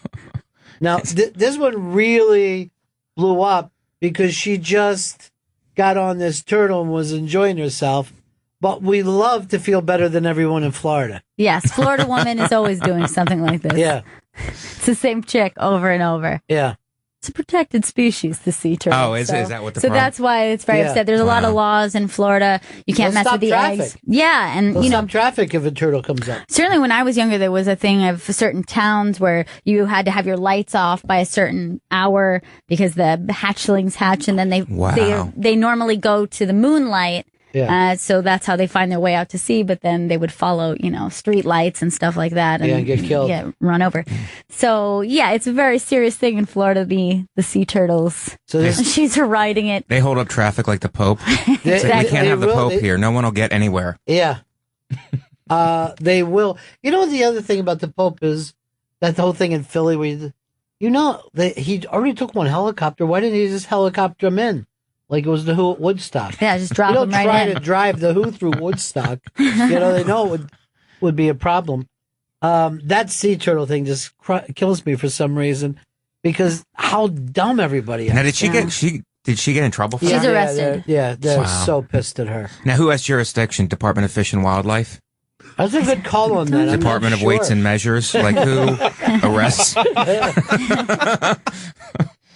Mike Vecchione, you're not only going to be performing in Vegas, but now tonight you're going to be on Fox News. Yes, Red Eye. Red Eye. Did they let you know what the topics are going to be? Not yet. No. No, I'll get them at probably 3. Now that show, you don't have to be too political. It's the only show. No, it's like it's good. Tom is great, and it's like it's lighter side topics. So I like that. You can ping pong them around, right? And it's you kind of look for the joke. Yeah, it's kind of like a low key, but it's good to research the topics because there's some weird ones. It's like this. This would be one, the sea turtle, the lady riding the sea turtle. But would they be mad at you? Is like, Mike Huckabee believes in God. What an idiot. Then would they be like, come on now, not that way. In certain places, we do have a core audience. I think at 3 a.m. when it airs, anything goes. Yeah. Yeah, everybody, it always does feel like a free-for-all. Yeah, no, it's cool. They throw it out there, and then I guess what? I've never taken a hardcore stance like that. Right. Like, I don't believe. What do you think of the sea turtle thing? Let me first say that God doesn't exist. Okay, that's number one. Well, that we were bringing that up with the Pope being in town. Is that literally there was no one saying, "Isn't this ridiculous?" All the people on TV were complete believers, and I grew up Catholic, so it's not offensive to me, but I don't know if there was a Protestant who came to town. I don't know who any of the big Protestant guys are that have those super churches, but whatever. No, there are none. Yeah. You just answered your own question. Yeah. Get one, and then we'll worship him. But you don't have one, so respect our guy. Well, there was like a Jerry Falwell years ago, and those type of guys. And that one guy, I think he sells out an arena in Houston every week. Joel Osteen. Yeah, he's on. He's got a show here too, like the rest of us. But if he came to town and everybody was just like screaming, I think I wouldn't want my news person to be screaming too. Yeah, I thought that was especially weird. I get it, covering it. It's a big story. Talking to the people who are out there are going to be people who are excited to see the Pope. But they didn't hide their own excitement, which I think was really funny. Like, I'm thrilled, and I feel blessed just to be my here. blessings. And when she flew I'll never forget this. She goes, and there won't be any turbulence. And I'm like, he's not magic. He's a man on earth like you. If it was, but this is the weird thing I was thinking too. Do you realize how much he outdrew Jesus in his lifetime? Jesus never had those. He didn't have those numbers. Yeah, he did not have those kind of crowds. Jesus never worked any of the really big rooms of that time. He worked small stuff. In his defense, I don't think in Jesus' defense, there weren't as many people on the earth at that time. The Pope has a much bigger audience, especially, people are procreating. They're not using, his whole thing is don't preach no birth control so that he has more followers. But Jesus, well, first of all, I guess we didn't even know how many people were on the planet then, right? Because he didn't even know that there were other countries. Like Jesus didn't know that there was a North America. Right. By the way, there's some stuff going on over there we should check out. Oh, by the way, this is the last name I say to you, Indians. You're going to find out in a few hundred years. I know them. The Mormons actually believe that when Jesus was crucified, he went down and talked to Indians. Really? So they thought that that was I think Joe. Is it Joe Smith's? John Smith. Joe Smith was a guy in my neighborhood. Hey, Smitty, he was great. Is it John Smith? Yeah, it's John Smith. At least that's how he checks into. But really, can you imagine wasting your time on Indians if you came in the only white guy they've ever seen? Apparently, they didn't even listen. The first thing that Jesus said, so now nobody's got a wheel over here. There's no wheels at all. You think he could have helped out a little? Just like, hey, I want you to know this is some stuff other people have been working on. Just want to get you guys up to speed. Spread the word. Yeah. You could get a chariot or something like that. Maybe train a buffalo to pull you. I know you don't have horses. That's another thing I'll explain later. I had read this. I forgot where I heard it, but when the Spaniards came off with horses, the natives at the time thought it was one being. They basically thought it was a centaur. Right. They couldn't see where the horse ended. That's awesome. Dear God. These people are coming. They've got giant legs. They run incredibly fast. 2 heads. Yeah. So what did the Indians do before horses? I guess they had to just walk everywhere. Yeah, they walked everywhere. Nomadic. I mean, I think that was probably a happier life. A simpler, happier life than what we have. Yeah, they live like New York. Now you have really. Uber, which I don't think is good. Have you ever used Uber? Do you use it? Yeah, I have to. Do you like it? I'll use it out of town. I think the next time I go to LA, I'm not going to rent a car. I'm just going to use it. Is that right? Yeah. I mean, I've heard that that's the way to go now. Well, I know, like, when you say go to L.A., you rent a car, you don't use it as much as you... if you're there on business, like, if you're there on pleasure, yeah, rent a car, drive to the beach, go up to the Pacific Coast Highway. But if you're there on business, no. Renting a car is the biggest pain in the ass there is. Because you're like, I don't know where this place is. Yeah. You spend all your time looking for parking. Yeah, then I got to park close to a place. Is this okay? I don't even know. Is this where they park here? I'm not from this place. Is it all right to park here? Here is Austin. Austin, what's up, buddy? Hey, what's going on, Ronnie? Yeah. No, I was going to say the Mormons, first of all, it was Joseph Smith with the Mormons. Joseph Smith. Joseph Smith. Yeah, and... it was right. You're right. Joe Smith. Yeah, but that's like the most important religion in America because they keep us safe. If you look at like other countries looking at us, like that's our Taliban. You know what I mean? They're like a bunch of people that live out in the mountains of Utah, think that they actually are living in God's chosen promised land. That way, if we're ever invaded, no one's fighting harder than them. They seem nice, but watch out. They are incredibly nice every time that I meet one. And I said this the other day. I was coming into town, stopped on the Upper West Side, and a couple of Mormons attempted to give me lemonade. And they came over to the car and they said, here's some lemonade in front of the Mormon church. I'm like, dude, do I look like I'm going to drink lemonade from a fucking stranger? I don't know who I look like to you, but I'm not fucking doing it. I'm tripping for 3 days. You hit him with some fresh New York attitude. Yeah. What do I look like to you? But it did seem offensive. Here, drink this. Yeah. You might as well put your dick up to my fucking mouth. Said, do you want to put this in your mouth? Well, I don't want to be impolite. Well, yeah, if you guys ever check out, I think it was Vice, as a matter of fact, did a whole documentary on the Mormons in Mexico that are fighting the cartels. These guys are just down there in these big Mormon militias. And some of them are actually the Romney family, like Mitt Romney's family. Yeah, Romney's family moved down to Mexico and moved back. Yeah, they're shooting it out with cartels down there. Good. Nice. Yeah. Good. Stay on the front lines, Romneys. That's fucking great. No, but that's what you need down there to fight the cart. You need believers, like people who are doing it transcends money. You can't be bribed. You can't be bought off. Right. You like believe it in your heart that it's God's will that you fight these cartels. Like, I think that's what you need. So we need ISIS. I think so. Yeah. To fight the cartel, like pit the bad guys against each other. Yeah. I don't know. We should just say to ISIS, you hear some of this shit that the cartels are saying about Muhammad. It made me sick. Well, they said Muhammad eats shit. And I think it's awful and somebody ought to go over there. It's terrible. That's the thing about it in our country is like, we literally don't even, well, if you feel that way, I don't care. You know what I mean? Go for it. Like if somebody said something bad about Jesus, we were all brought up Christian, right? Yeah. Oh, yeah. You wouldn't feel like, oh, it's true. I better fight for his honor. Right. You're like, he can take care of you. Don't worry about it. Because you're not even much of a Catholic, right? No, I mean, I was raised Catholic, but yeah, I'm a bad Catholic. How were you raised Catholic? Did they take you to church? They took me to church, and I went to what's the school you go before your communion? Catechism? CCD. CCD. I went to CCD for a little while, but then I got out. You were a CC rider. Yeah, CC rider. Didn't really stick all too well.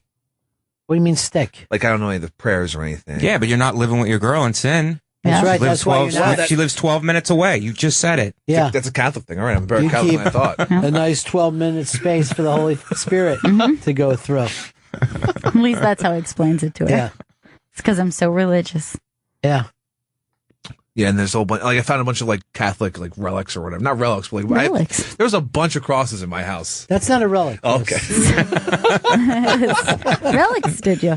So what you found was rosaries. Yeah, I found a bunch of rosaries and like a really old cross. Like, it looks like a vampire cross almost. It was like from the 1800s. Crucifix. A crucifix. Sure. There you go. Do you still have it? Yeah, I still have it. I can bring it in if you want to see a creepy old cross. I wonder how.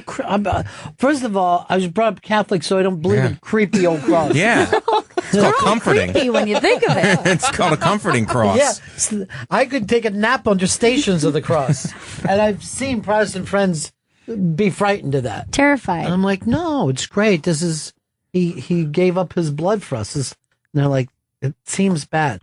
I like Protestants will only put up an empty cross. Yes, exactly. He is risen. He's cross. risen, yeah. So yeah, that's what they're kind of positive, you know what I mean? Really? They see look on the brighter side of things. Oh, yeah, that'd be like saying, oh, yeah, I saw the Rolling Stones stage after they left and went back. You know what I mean? Like, that's not the impressive part. It's the concert itself. When I was in the Vatican, I traveled with my friend, and she's Jewish, and, you know, we went into a church where there was someone who was a saint and preserved and in the glass coffin, and she was beside herself. Like, first of all, we're in a church in Rome, and she's just going, "Is that real? Is that real? Is that what real? does that mean? What is that? That's fake, right?" I'm like, "It's not like a wax museum. No, it's real." And she's like, "What do you mean? Is that a body?" And I'm like, "Can you just keep your voice down? What are you doing? Just relax." And she's like, "I've never seen a body.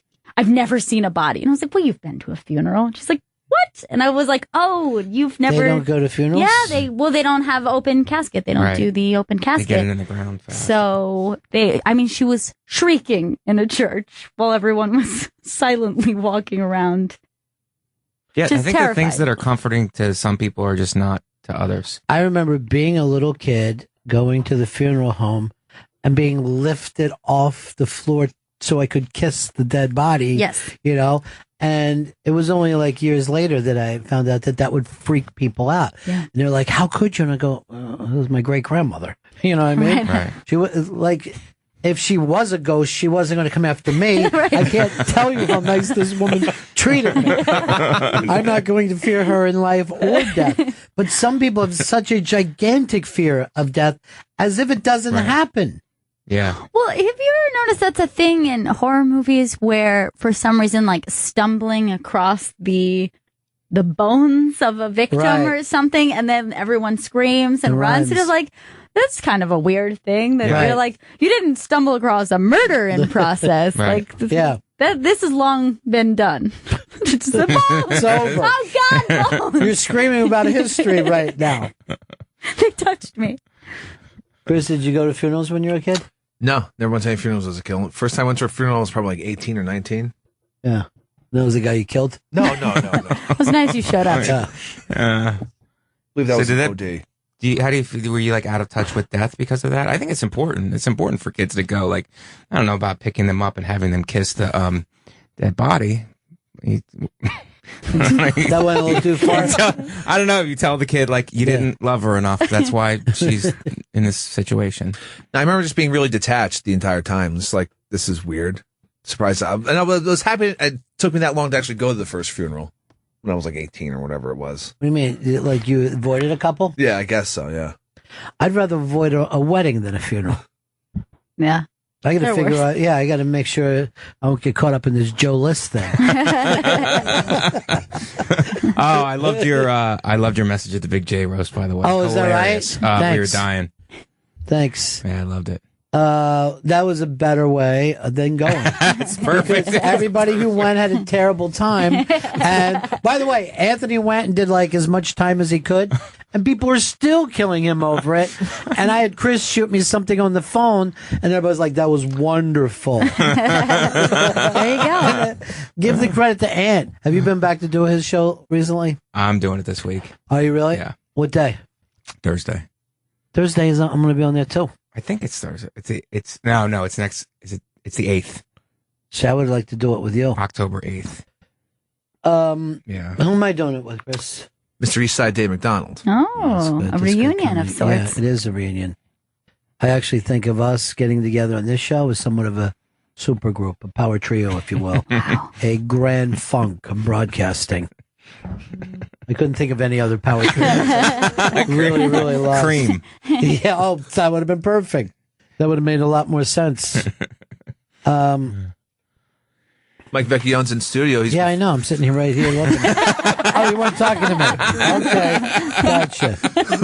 Mike's performing at the Mardi Gras Casino in Hallandale Beach, Florida, October 16th and 17th. And then he's also performing at Brad Carrott's Comedy Club at the MGM Grand in Las Vegas, November 9th through the 15th. Go to MikeVecchione.com for all additional dates. And Mike's album, Muscle Confusion, is available now on iTunes and on Twitter. It's at Comic Mike V. Thank you for the plugs. All right, this is weird because I wasn't getting texts for a while, and now I'm getting all the texts at the same time. It's very weird when that happens. Isn't it weird? The text storm. Like novels are just being sent in to me.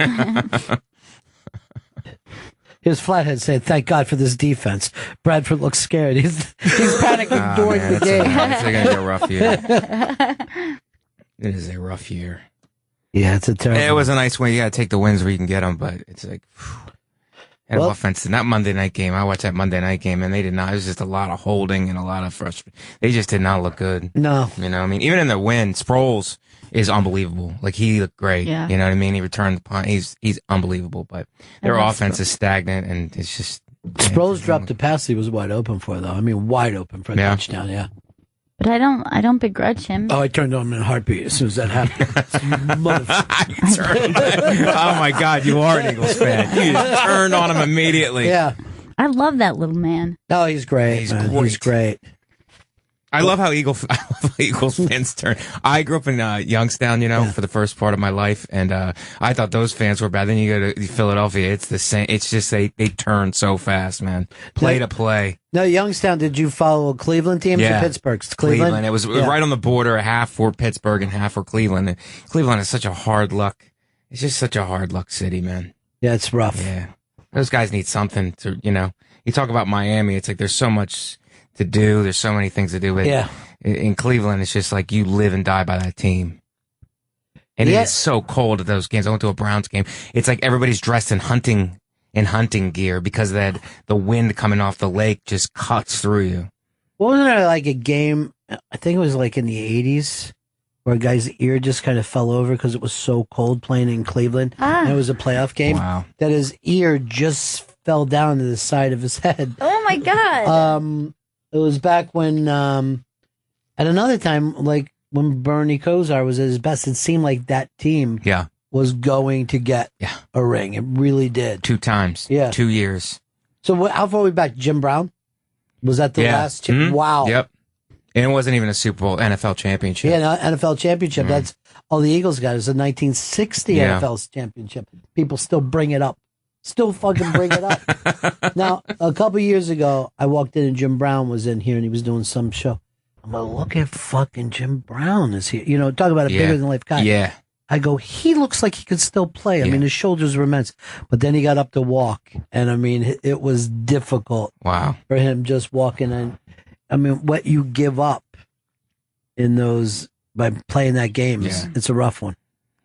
He was the guy. My father grew up watching him, and he was apparently the guy. He was the Michael Jordan of football. Like, he was unstoppable, a man playing amongst boys. Yeah. So, and then also people never bring this up, but he was also at the time considered one of the greatest lacrosse players of all time. Yeah, really? that's he played true. lacrosse in college in Syracuse, and there are people up there who still talk about him as the lacrosse player of all time. And I'm not sure that he ever played before he got to fucking Syracuse. He's one of those guys. Yeah. He's a Bo Jackson type, or Bo Jackson is a his type before, you know. Boy, Bo Jackson, that was something to watch him fucking play. It was fucking amazing. But, you know, you look at a guy like Jim Brown that is still to this day as popular in Cleveland as ever. Yeah. You got to wonder, is it better to play like for a smaller market like that sometime? Right. Where the people where they don't have a million things to care about. Yeah, because you couldn't really get that with, I think, New York sports teams. Not that level. Jeter That's true. Won the city. But that's because it's such a baseball town, I guess. But that's true. It is a baseball town. It's a baseball town, but you know what's funny? When basketball's hot, I think it's even more of a basketball Really? thing. Jeremy Lin owned the town for like 3 weeks. Yeah, I think it was great too. People in the city, in the 5 boroughs, grow up playing basketball more than any other sport. They don't have fields to play in. So I think when football is really the third sport in this town, and I don't know whether you can say that about another American city. You know, Jeter, beloved. Eli Manning has won 2 Super Bowls. 2 Super Bowl MVPs, and he could walk down 7th Avenue today and no one would bother him. People think he's an accountant. Yeah, if someone walked over and say, "Oh, you're Eli Manning," you know that guy's probably a tourist. I walked into a little restaurant. Tiki Barber was in there at the height of the Giants right before they won. No one gave a shit. No one cared. Tiki was a dick anyway. I actually had to say this to my mother-in-law. I go, that's Rondé Barber's brother right there. That's his twin brother. You know, for Tampa? The corner for Tampa? Yeah, that's funny. And that guy destroyed the Philadelphia Eagles' dreams. Rondé, when he ran that fucking interception back. Yeah. To this day, he's afraid to go back to Philadelphia. He said, you know, there was a layover once, and they had to put cops all around him. Is Donovan living in Philly now? Do you know? I don't know where he is. That's a good question. He was always, I think, lived on the Jersey side. Oh, that's right. He did live in Jersey. Yeah. Yeah. A lot of he gave the Eagles a lot of good years. It's a lot of excitement, a lot of NFC championship games. So, I mean, just couldn't push it over the top. Nah. At one Super Bowl against the Patriots, just couldn't do it. Well, he was exhausted. You could see he was breathing hard. Did not expect that. I did not expect this. I am gaining weight. He actually walked over once. We're really out of timeouts. There's no other timeouts. What do we do in this situation? How? When he was mouth breathing, I was going crazy at my house. It's too much. I always am amazed by this. It still comes up, but people who get away wearing the other team's jersey to that home game, that was always the biggest fucking don't do it. It happened all the time in Yankee Stadium. People with fucking Red Sox jerseys on, like during Red Sox games, and even not during Red Sox games. They just what happens to them? They get like the shit boot out of them. Shit boot out of them because in the Eagles thing, they get beat up. You get physically mauled. Throw shit at you and Probably beer dumping is the worst thing that happens at the Yankees, the new Yankee Stadium. I saw them at it was the playoffs. A guy wore a Dodgers hat, and this is a Phillies thing, and they tried to take the fucker over the rail. They had picked him up. They were heading for the rail. Fucking cop had a hold of the guy's fucking leg and was pulling back and saying, "Don't you?" You know, he's yelling. They're going to chuck him over a fucking rail. This is a and murder. People were like, "Dump him, dump him." I mean, the fucking Dodgers were beating the shit out of him that night too. They were just, everybody was just. That's a good defense at the trial. Yeah. His attempted murder trial. But they were losing. Your Honor, we were down by 7. Did you see the Bryce Harper got attacked in his own dugout? I did see that. By Cole Hamels? No, Papelbon. What am I saying? Yeah. What was Cole doing there? Papelbon, it was another ex-Phil. But the thing is, you know how big Bryce is? And he took his ass right to the back of the fucking dugout.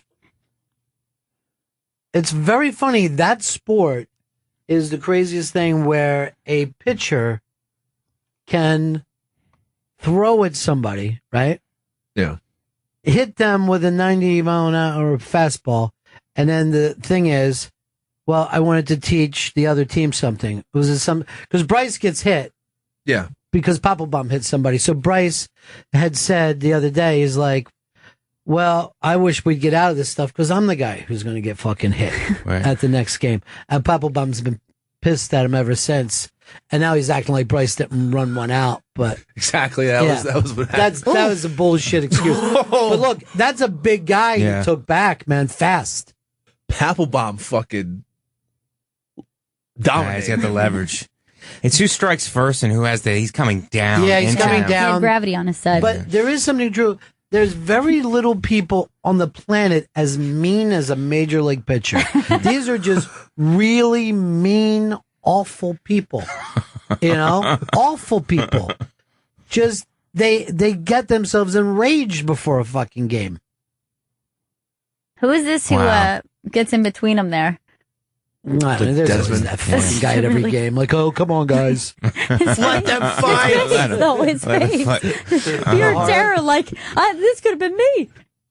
Well, this fucking Nationals, they're a circus. It's really a fucking joke. I mean, there's so much talent down there, and they blew it this year.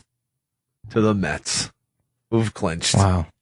I did like Matt Harvey because I was watching them clinch, and he was smoking a cigarette while everyone else was smoking a cigar. Is that right? Maybe a fan of Matt Harvey. It just made him think, hey, this is a great time to start smoking. No one's going to bitch at me. Yeah. Hysterical. Let me take this moment. There's no such thing as a celebration cigarette. There isn't. Anywhere. You can have one after a meal, but we did it. Let's light a fucking cigarette. Smoke them if you got them, boys. Pall Malls for everybody. Just being festive. Yeah. That's a new sport. It's like baseball and then dugout brawls. Yeah. So like the weirdness though of a major league pitcher.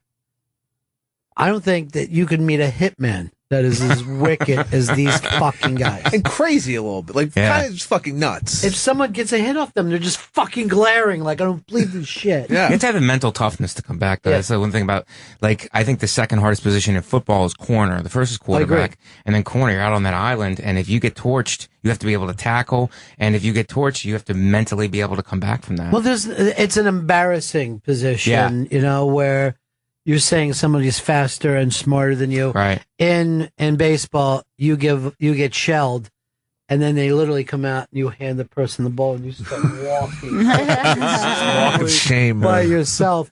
And like the only thing they say that's even close to that is not being able to get it up. It's the exact it's the exact thing. Right. I came here to do something. And now you're talking my language. You made it relatable now. We got to wrap this one up. No one's funnier than Mike Vecchione, and I'll fucking fight till I die over that, Chris. Say something about him right now. All right. Mike Vecchione's performing at the Mardi Gras Casino in Hallandale Beach, Florida, October 16th and 17th, and he's also performing at Brad Garrett's Comedy Club at the MGM Grand in Las Vegas, November 9th through the 15th. Go to MikeVecchione.com for all additional dates. Mike's album, Muscle Confusion, is available now on iTunes, and on Twitter, it's at Comic Mike V. And Brad Garrett's at every one of those shows, so it's going to be Oh, that'll be cool. He'll be there. No, he's not going to be anywhere near there. They rented his name. You would be great. We're doing a show. Everyone still loves Raymond. You can play my friend on that. That's it. We'll see you guys all again, 1974. Ladies and gentlemen, the evening is over. We hope you all enjoyed yourselves, and we'll see you all again in 1974. Good evening!